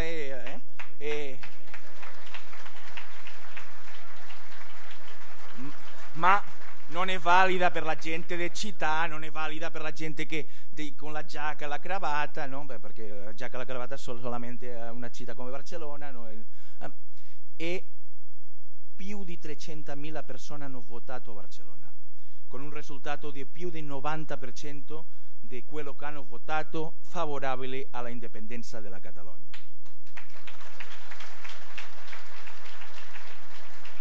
E entretempo è arrivato la sentenza del Costituzionale spagnolo, che è stato 4 anni deliberando quello che già aveva votato il Parlamento spagnolo, il Senato spagnolo, il Parlamento della Catalogna e anche il referendum il popolo della Catalogna. Ma in Spagna la democrazia o il sistema giuridico è un scherzo, fa ridere, forse come qua, ma fa ridere perché c'era questo giudice della Corte Suprema britannica che è stato molto divertente, perché è stato interrogato prima di questa sentenza e lui ha detto una mentalità britannica, anglosassona, no, quello che ha votato la gente non può essere corretto per i giudici, e una settimana dopo i giudici hanno strappato, si dice, hanno buttato, hanno distrutto il testo politico, il testo giuridico che aveva approvato il popolo della Catalogna. Allora è l'arbitrarietà elevata alla ENA, no? che si dice in matematiche. Allora più elevata non è possibile, perché loro funzionano così. E adesso in Catalogna siamo in un momento che in principio noi abbiamo convocato un referendum o non è ancora convocato, ma è stato annunziato un referendum per il 9 di novembre. Vediamo cosa succede, perché con la morte politica dell'attuale re, che lui è nato a Roma, Juan Carlos? No, lui è nato a Roma. Capisci, no? È una minaccia. Non dico niente di Roma ladrone, alla Lega non perdona, non dico niente, non lo dico. No. Ma infatti è nato a Roma e la sua lingua materna è il francese, ma è il re della Spagna, tipico delle monarchie, no? E la realtà è che in principio è annunciato questo referendum per il 9 di novembre. La realtà secondo me sarà meno poetica. Penso che forse con la scusa di questo nuovo re, Felipe, che in principio è più educato, più intellettuale, io penso che no, che tutto lo contrario, ma è vero che ha studiato negli Stati Uniti, è il primo Borbone spagnolo che ha avuto una educazione universitaria, ma io penso che no, io penso che non ha, suo padre comunque è stato un po' più talentoso all'inizio e ha contato con l'aiuto di tutti i poteri dell'Estate e anche della classe giornalistica, della classe stampa, no? E perché in Spagna c'era una omertà, forse superata a Sicilia, ma una omertà compieta con referenza alla monarchia, era incredibile, no? anche gli spagnoli non sapevano, e penso che adesso la maggioria non lo sappiano, che la famiglia reale spagnola fra loro parlano in inglese, non in spagnolo, in inglese. Roma, francese, lingua materna, parlano in inglese. Allora, non dico che sono omofilici, ma quasi. E forse usano questa possibilità, per fare un tentativo di cercare una terza via, dicono in spagnolo, no? In Spagna. Una terza via fra l'indipendenza, full independence, e questa situazione di recentralizzazione politica che certamente subiamo adesso in Catalogna e in Spagna. No? Io penso che la maggioranza della popolazione catalana pensano che la corona spagnola e anche lo Stato spagnolo ha avuto la sua opportunità e l'hanno perso perché penso che è molto evidente che a tutti i livelli, non soltanto il livello economico, anche da altri livelli molto importanti come il livello culturale, linguistico, educativo, grazie, tanti simili che hanno realmente è stato molto poco furbo, perché in realtà il suo obiettivo numero uno è distruggere la Catalogna, perché la Catalogna noi non possiamo reclamare una differenza genetica, fisica, razziale, no, questo siamo tutti mischiati, no? I baschi possono un po', perché è vero che non hanno stato romanizzato o non hanno stato molto poco romanizzato, è un popolo che parla una lingua molto strana, molto diversa, con tutto il rispetto, e dico questo, ma noi non possiamo dire questo. Infatti in Catalogna, invece la situazione che avete voi qui in Veneto, noi abbiamo tantissima gente catalana adesso, ma che è arrivato i suoi genitori, loro o il suo nonni di altre parti della penisola iberica, Andalusia, Galizia, Murcia, e quello che ha scollocato, si può dire? Scollocato il pensiero diciamo spagnolo ha stato che questa gente, la maggioranza o la gran maggioranza di loro, hanno diventato catalani e anche solidari con i principi e le rivendicazioni catalane, e questo è una cosa che per loro è molto sorprendente anche e non capiscono niente, no? Allora adesso viviamo un momento che è un po' di stand-by, vediamo se noi ci fermiamo e andiamo via verso il referendum, perché penso che se non facciamo il referendum noi come paese e come popolo perdiamo molta credibilità, penso, o accettiamo forse i nostri politici che sono a volte, non sempre, ma a volte sono un po' accomodante,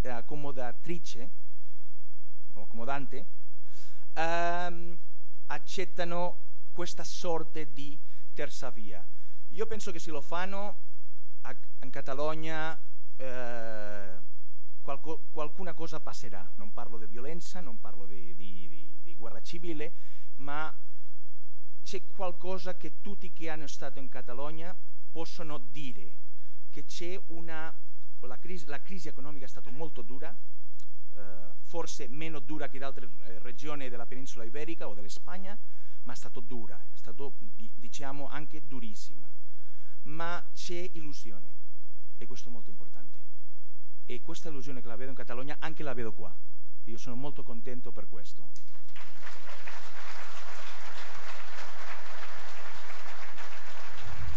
Ma non c'è illusione per una terza via, non c'è illusione per un accomodamento, no, c'è illusione per fare un nuovo paese, un nuovo Stato, con quei valori che tanti ponenti hanno menzionato, hanno spiegato, o quello che diceva il professore Salem, no?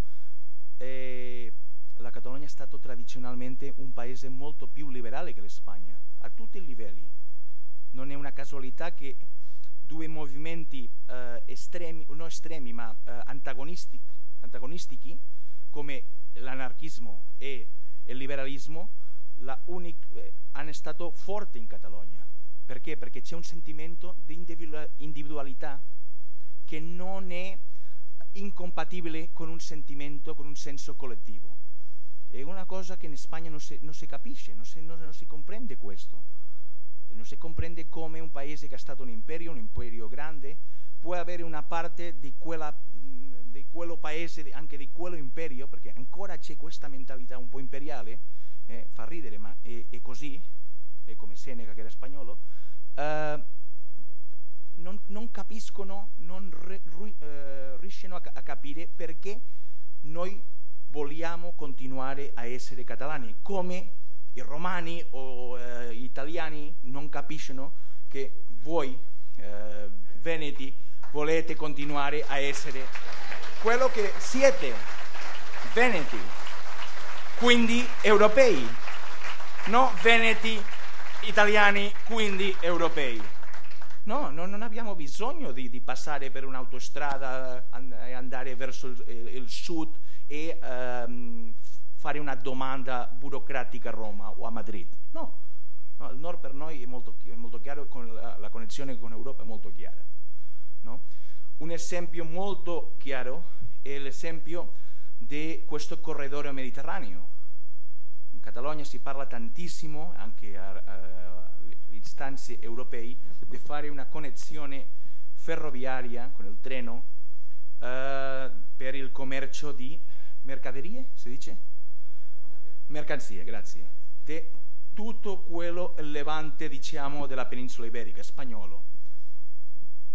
Da Madrid, che con questo senso ultra pragmatico, che non lo vede nessuno, ma ultra pragmatico, preferiscono penetrare i Pirenei che fare questa connessione per la zona la più sviluppata e più esportatrice della penisola iberica.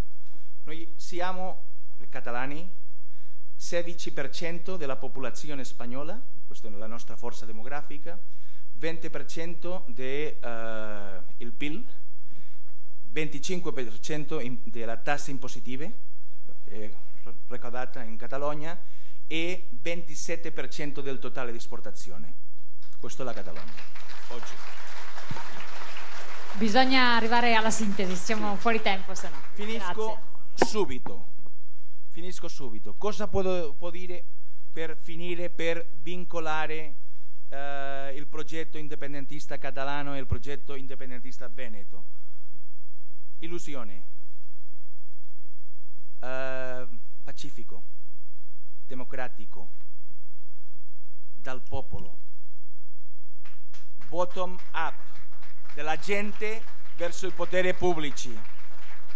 Abbiamo una idea, penso che la stessa o quasi la stessa, di fare un paese nuovo, un paese dove il politico deve essere molto vicino e avvicinato del cittadino.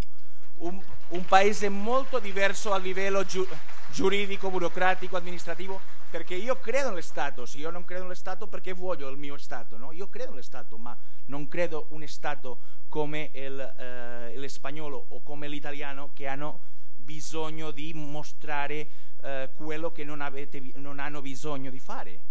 È un Stato irrazionale, un Stato non pratico, un Stato completamente burocratizzato. Infatti c'è una idea di questo Stato burocratico: destruire il sentimento nazionalista del Veneto, della Catalogna, perché questa disorganizzazione, questo caos, il caos è una forma di organizzazione, ma questo caos affetta loro, ma in realtà è pensato contro noi. non è che sono stupidissimi, che tutto è un casino, no, è molto più pensato che a volte noi pensiamo, perché sono professionisti di questo caos e di fare questi casini, questi bordelli, perché infatti lo normale, e finisco, e mi scusi, lo normale sarebbe che le regioni o le nazioni come la Catalogna e il Veneto sarebbe un po' come in Francia l'Occitania. L'Occitania è un paese, una nazione infatti che si avvicina o si assomiglia tantissimo alla lingua occitana, alla lingua catalana, tantissimo, e anche è confuso un po' a volte all'origine, diverse ma si assomiglia tantissimo. Infatti perché all'epoca medievale c'erano tanti catalani trovatori che scrivevano in Languedoc, in occitano, no? L'Occitania è morta. Penso, e finisco, che il gran esito si dice? Il gran esito del paese veneto, del paese catalano, è che noi non abbiamo diventato l'Occitania. Siamo due paesi alzati e la indipendenza sarà subita. Visca Catalunya lliure i visca el Venet lliure. Independència! Grazie, grazie. Anche per la sua efficacia straordinaria. Allora io invito naturalmente a dare il ricordo in riconoscimento e il ringraziamento da parte nostra per il vostro intervento, che è stato veramente molto dietetico anche per lei, invece la ringraziamo anche lei. Quindi diamo adesso a questo punto al professor Pascal Salène, economista, non Università di Parigi, il Leone di San Marco, a ricordo di questa giornata, di questa partecipazione.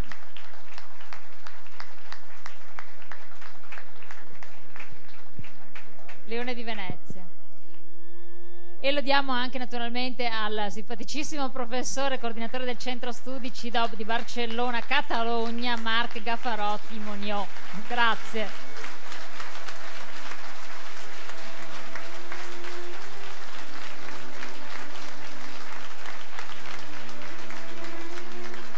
Grazie veramente per il vostro apporto internazionale, è stato importantissimo. Grazie molto, veramente, accompagniamoli.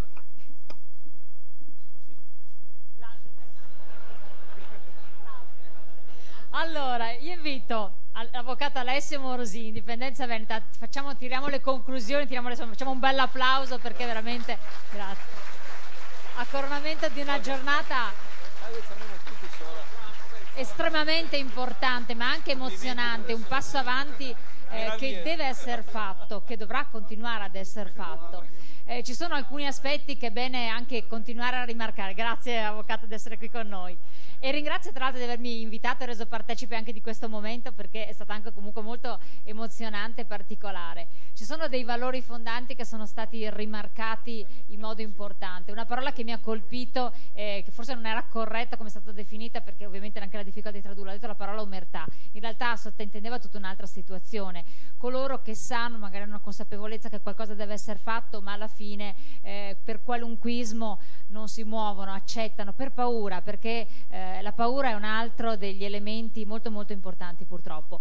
Vogliono far paura, vogliono instillare questa paura, e la paura purtroppo è un elemento che atterra ogni senso identitario, ogni senso di passione, di intraprendenza. Più che mai in un popolo tranquillo, pacifico come può essere il popolo veneto, che cerca, come cerca di fare l'avvocato con tutto l'equipe, il comitato organizzatore, di intraprendere le vie legali, il più legali, tranquille e pacifiche possibili, razionali, e creando anche delle conseguenze da esperienze che vengono realizzate in altri paesi. E questo è importantissimo, spiegare, raccontare, diffondere, perché non ci sia la paura di un qualche cosa, perché la minaccia di qualcosa di diverso che può essere inculcata nelle persone non si radichi, altrimenti non si arriva a nessun tipo di conclusione. Paura c'è stata, e ve lo dico perché l'ho sentita tra la gente quando sono accaduti i fatti recenti, ed è importante la serietà di chi opera, di chi fa parte di Indipendenza Veneta e di chi diventa, ciascuno di voi che diventate divulgatori dell'organizzazione stessa, per fare le cose con grandissima correttezza, rettitudine morale e senso di responsabilità. Queste sono parole fondamentali, sembrano scontate ma non lo sono, perché tutto questo nasce perché le persone sono stanche di un sistema in cui non si ritrovano più, perché appunto chi va a governare, chi va a Roma a un certo punto cambia faccia e non è più riconoscibile, e questo non deve più essere.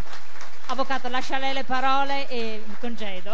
Grazie alla dottoressa Cognito. Volevo cominciare con una battuta per finire, ovviamente. Stavo dubitando che questa eccellenza di ambiente che ci ospita, questa location, come si usa dire, avesse dei problemi così banali nel sonoro. Dico, com'è possibile? Colomban, che è un uomo di eccellenza, che è un'impresa, non può avere dei microfoni che non funzionano, no? E abbiamo capito che probabilmente, anzi certamente, i mezzi diciamo inadatti di chi si vuole ascoltare hanno cercato di disturbare i nostri lavori. Facciamo un applauso alla Digos.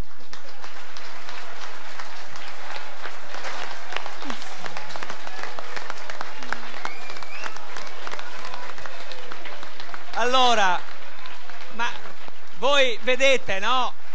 Queste piccole cose dimostrano quanto sono malmessi per ostacolare un processo verso l'indipendenza che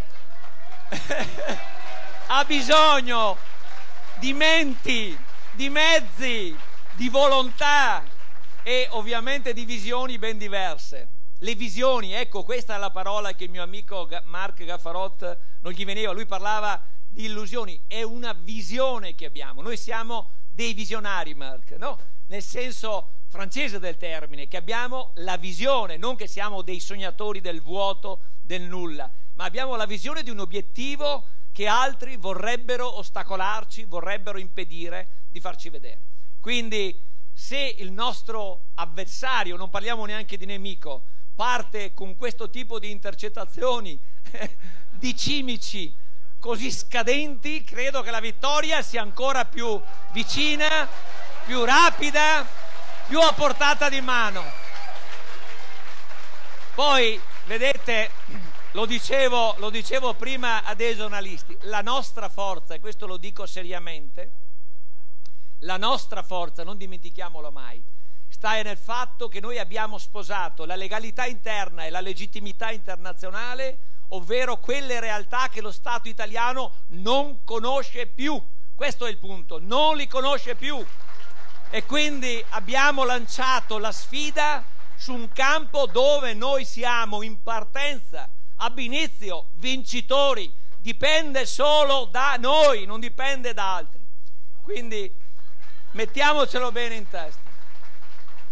E per converso è di tutta evidenza che non possiamo commettere l'errore, l'imprudenza, la banalità, addirittura la voglio qualificare così, di consentire a qualcuno di trasformare quello che è un processo democratico, pacifico, aggiungiamo anche non violento, verso l'indipendenza, con lo strumento della democrazia e del diritto di autodeterminazione, come un problema di ordine pubblico. Questo non ci possiamo permettere di fare, perché sarebbe un errore clamoroso.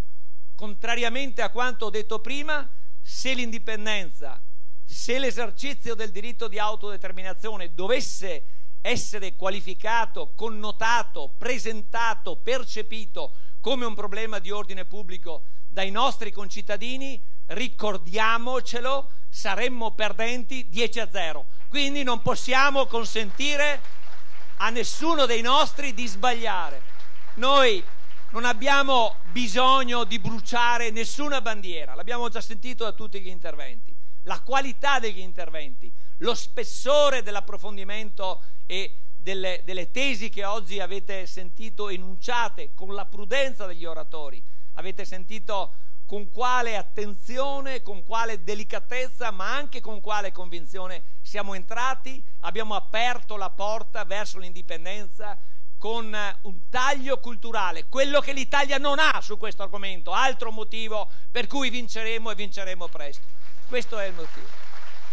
E allora io ringrazio tutti voi, però da ultimo volevo dire alcune cose. Volevo farvi partecipe di quelle che sono le percezioni che ha la stampa e che hanno i giornalisti in questa giornata dopo la votazione della legge 342. Le domande che ci hanno fatto evidentemente non partivano dal quesito, che io ripeto a voi perché sappiate, avendo l'onore di averlo scritto, e quindi me ne vanto perché è una cosa che mi dà gioia interiore, perché riassume tutto il lavoro che insieme abbiamo fatto, lo ripeto a voi, migliaia di veneti devono sapere che il quesito non è stato alterato. Altre cose nell'approvazione della legge hanno toccato il quesito, che ha un significato importante, è rimasto il medesimo, ed è questo: dovete impararlo a memoria e dovete ovviamente far imparare a rispondere, oltre che rispondere voi stessi. E la domanda è: vuoi che il Veneto diventi una repubblica indipendente e sovrana? Sì o no? Non ho sentito bene. Okay. Bene, mi sento più sicuro. Le altre due obiezioni delle domande che mi hanno posto oggi Rai 3, che ha voluto fare il servizio, un giornalista peraltro molto, molto bravo e attento, ha detto la spesa, perché stanno enfatizzando alcuni aspetti allo scopo di danneggiare l'immagine, di rendere poco credibile, meno praticabile l'obiettivo dell'indipendenza, e dice che c'è una spesa prevista dalla legge. Qui abbiamo anche l'onore di un consigliere regionale che da stamattina ci segue e che può eventualmente darvi notizie, prevista per 14 milioni di euro. Io non voglio adesso aprire un dibattito, ma mi sono chiesto, e forse se l'è chiesto anche l'amico Furlanetto, ma se la legge approvata il giorno prima per l'autonomia costava 2 milioni, perché quella sull'indipendenza deve costarne 14? Me lo spiegate voi? Ma vi rendete conto? Questo fatto ha lo stesso valore, ha la stessa rilevanza delle cimici, cioè cercano di spaventarci con i ragionamenti che non tengono. Quindi, ma al di là di questo, non abbiamo paura. Sapete che cosa è venuto fuori dal dibattito in Consiglio regionale? Un consigliere, è peccato che non sia passata, però la potete ricordare e rilanciare. Se noi dedicassimo, basterebbe una modesta modifica che rientrasse nella prossima denuncia dei redditi, nella denuncia dei redditi dei veneti, il 5 per 1000 dell'IRPEF dei veneti fa 70 milioni di euro. Possiamo farlo 5 volte il referendum con 5 per 1000 di un anno, 5 volte. A me basta una, sappiatelo, perché non voglio mica stare qua.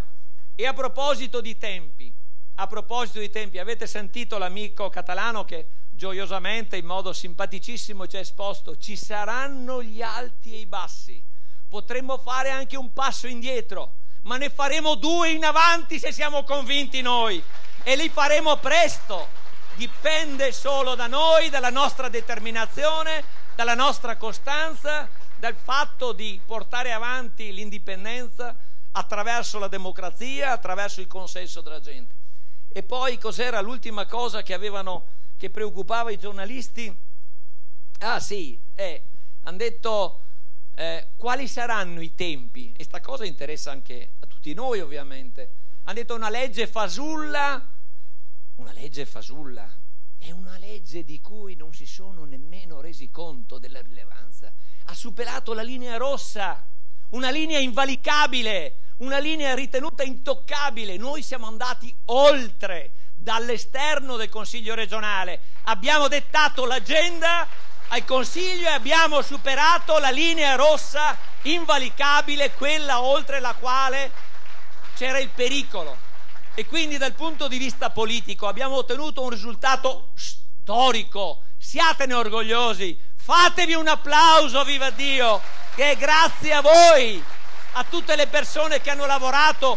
2 anni che corriamo, ho fatto 200 serate in 2 anni, 200 serate, a spiegare l'autodeterminazione, a portare avanti l'idea che tutti quanti vogliamo. E allora non preoccupatevi, ve lo dico oggi che è un giorno di festa, non preoccupatevi affatto se per caso percepirete nel nostro percorso un passo leggermente indietro. Può starci, ripeto, ne faremo senz'altro 2 o 3 in avanti. Io la vedo bene questa strada. E allora, tanto per darvi risposta sulla questione dei tempi, intanto la legge dice alcune cose importanti. Dice che entro 30 giorni dalla pubblicazione del bollettino ufficiale della regione, il presidente della giunta regionale, ricordatevele bene, i soggetti vanno ben identificati, ha il dovere di emanare un provvedimento col quale si disciplina l'indizione del referendum, le modalità sostanzialmente, che può essere, io lo auspico vivamente, anche quello in forma elettronica, e quindi nella consultazione che ho visto può piacere ai nostri concittadini, in via informatica, quindi da casa col computer, con le dovute garanzie. Io me lo auguro vivamente, perché una volta acquisita una piattaforma che consente questa modalità di voto, la si può utilizzare anche per il futuro, e questo è un punto. Poi c'è un'altra questione, ed è la questione della data. Ecco, allora anche questa poteva, lo diciamo noi prima che qualcuno venga a farci la morale, a parte che noi abbiamo fatto l'impossibile. È vero, nella legge non è scritta una data, però la legge prevede che ai sensi dell'articolo 27 dello statuto sia il Consiglio regionale a stabilire la data, ed è una cosa evidentemente che se non verrà fatta, intanto aspettiamo i 30 giorni dalla pubblicazione, quindi vuol dire a metà luglio sappiamo già se Zaia e la sua giunta avranno fatto il loro dovere conformemente a quanto deliberato dal Consiglio. Quindi se non si rispetterà quella data, ci troveranno numerosi in strada e dappertutto dove serve a sollecitarli, a sostenerli, diciamo così. Una volta fatto questo, il Consiglio regionale può metterci pochissimo, si sente? Sì. Può metterci pochissimo per adempiere a quest'ultima formalità dell'indicazione della data. Io me lo auguro che tutto avvenga regolarmente, anche se ovviamente saremo ben attenti a quello che accade. Ma è certo che sarebbe auspicabile e ancora possibile che questa data sia fissata lo stesso giorno in cui il referendum lo farà la Catalogna, ovvero il 9 novembre 2014. Io credo che sarebbe straordinario per noi e, se mi consentono gli amici catalani, anche per loro, perché vi sarebbe un effetto trascinamento molto forte, vi sarebbe inevitabilmente un dibattito a livello di istituzioni europee, quindi un vantaggio sia per il Veneto sia per la Catalogna. Abbiamo sentito quali difficoltà hanno loro, con quale prudenza stanno affrontando questo passaggio, con il timore addirittura di non riuscire ad affrontarlo, e quindi non illudiamoci noi, perfino loro che portano in piazza 2,5 milioni di persone, avete visto le foto impressionanti, temono di non avere la forza, la contestualità per poter indire questo referendum il 9 di novembre. Quindi io mi auguro che vi sia sapienza politica da parte di Zaia e che finalmente eserciti quel potere che il ruolo di governatore del Veneto gli permette, gli consente, e che, credetemi, in un contesto desolante della politica può essere per lui, per tutti noi, una opportunità per raggiungere finalmente la libertà e l'indipendenza del Veneto.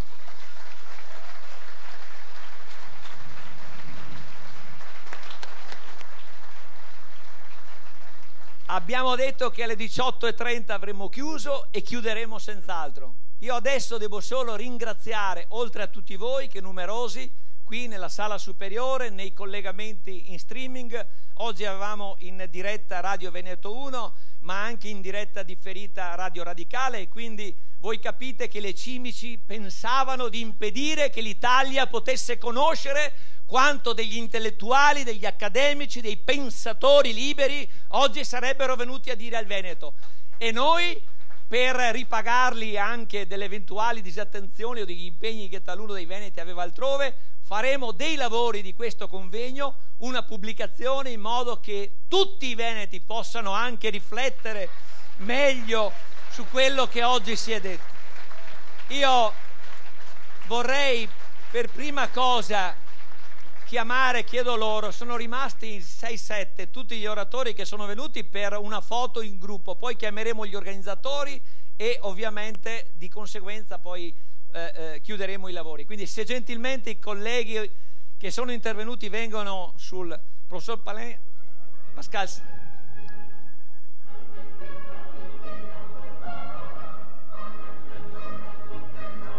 Dottoressa Cognito, se vuole venire, grazie, anche lei ovviamente.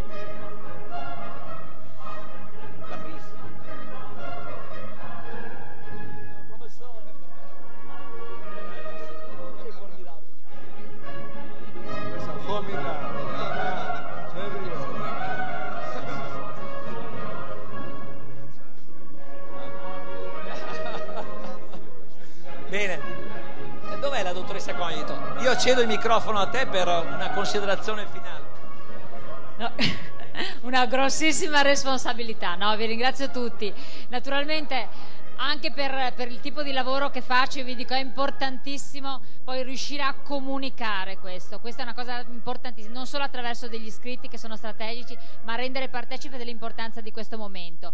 Pian pianino si possono fare veramente tanti passi avanti, basta non cedere mai e assolutamente cercare di trasmettere questo entusiasmo che è presente nelle persone che sono state qui ad altre persone che non ci sono, che magari la pensano diversamente. Si tratta di entusiasmo, voi ce l'avete, tutti ce l'hanno qui in questa sala, va comunicato e questa è una cosa importante. Poi naturalmente con partecipazione, condivisione, questo è un esempio importante, l'unione fa la forza e fa la differenza. Grazie veramente, grazie.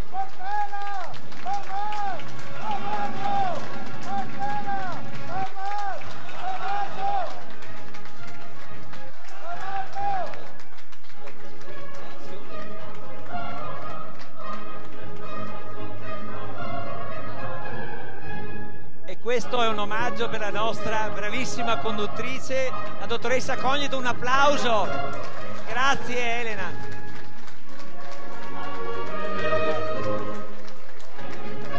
E ovviamente anche sì. Sai che pesa. Adesso chiederei a tutti, quindi vi ringraziamo, prego. È stato fantastico, bravissimi tutti, è emozionante. Bene, farei venire sopra i rappresentanti delle aree e del direttivo. Ah, la bandiera della Catalogna. I rappresentanti delle aree. Si sente? Avanti sul palco i rappresentanti delle aree e del direttivo di Indipendenza Veneta. Coraggio! Senz'altro.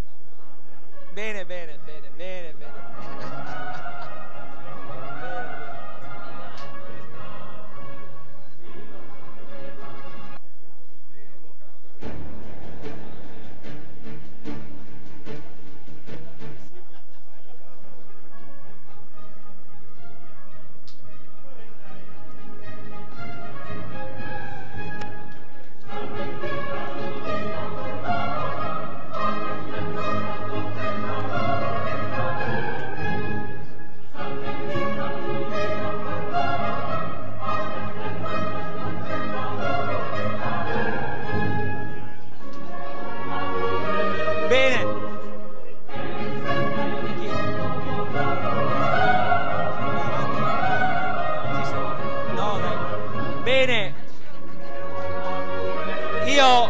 Io chiedo per tutte queste persone un applauso corale, se lo meritano. Questi sono il cuore, l'energia, la parte più bella di Indipendenza Veneta. Si meritano un applauso prolungato, grazie. Ma non sono gli unici per realizzare la giornata di oggi abbiamo avuto la collaborazione, li avete visti in giro silenziosi, disponibili, di oltre 80 nostri militanti. Facciamogli un applauso. Grandissimi. Un applauso a tutti.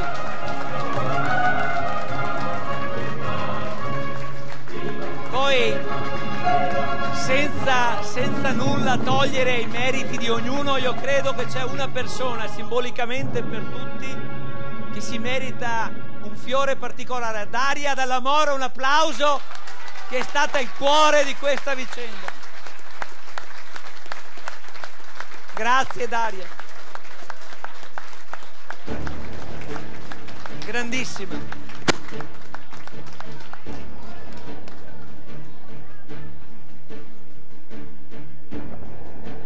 Poi mi dicono che c'è anche l'Alessandra, ma io mi trovo in difficoltà per un... Avanti Alessandra, dai, sopra, un applauso anche a Alessandra.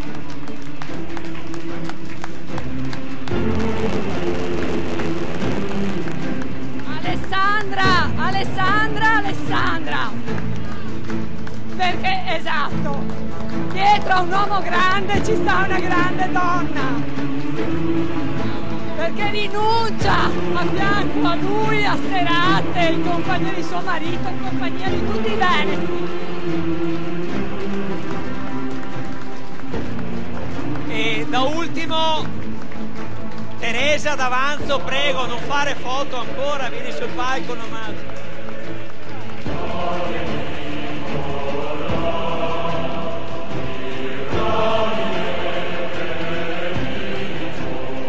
Un applauso anche a Teresa.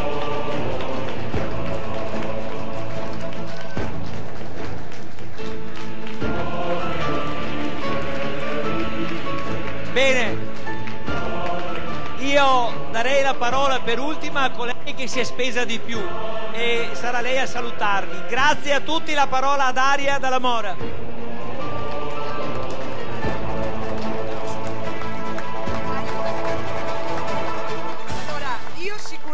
Non ho il carisma di Alessio, però permettetemi 2 secondi solo per fare dei ringraziamenti.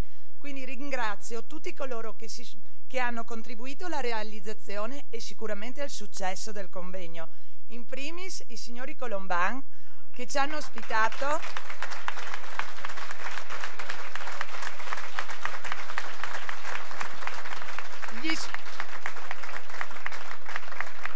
Gli sponsor che condividono il nostro obiettivo, ci hanno sostenuto e ci sosterranno, tutti gli ospiti, i relatori, tutti i coordinatori di area e tutti i soci che rappresentano l'anima di Indipendenza Veneta.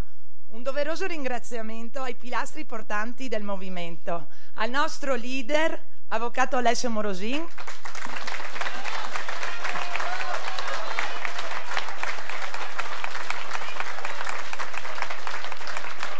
al primo consigliere Michele Favero e al primo coordinatore Daniele Baratella per la loro disponibilità e devozione nel perseguire il progetto comune. E infine permettetemi di ricordare la mia area, tutti i soci del gruppo Quartiere del Piave, Vallate Vittoriese, che sono stati insostituibili. Grazie naturalmente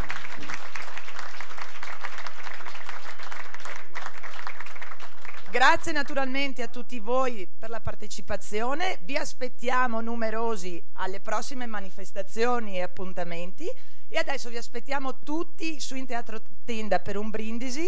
Prima però... mi sono dimenticata. Abbiamo un ricordo per dei soci particolari. Quindi io passo la parola a Daniele Baratella.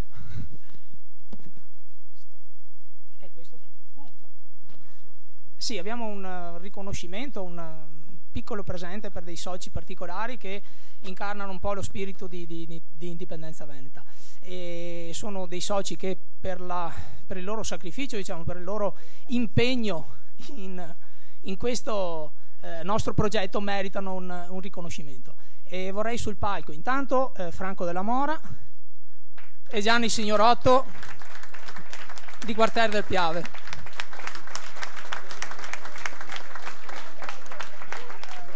Poi Umberto Vecchiato,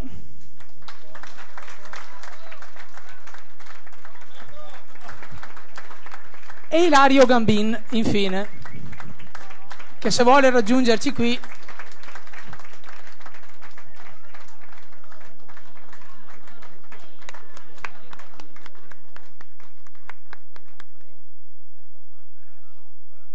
San Marco!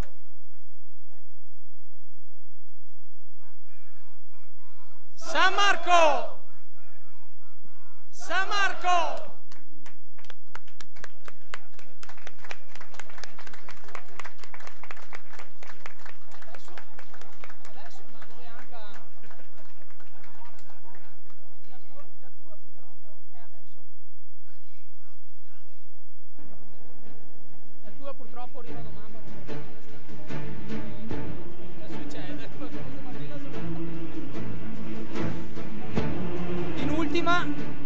In ultima, e penso che non sia l'ultima ma dovrebbe essere stata la prima, insomma, e comunque nel nostro cuore c'è sempre ed è il primo, un grazie enorme ad Alessio Morosin, che è la nostra colonna portante.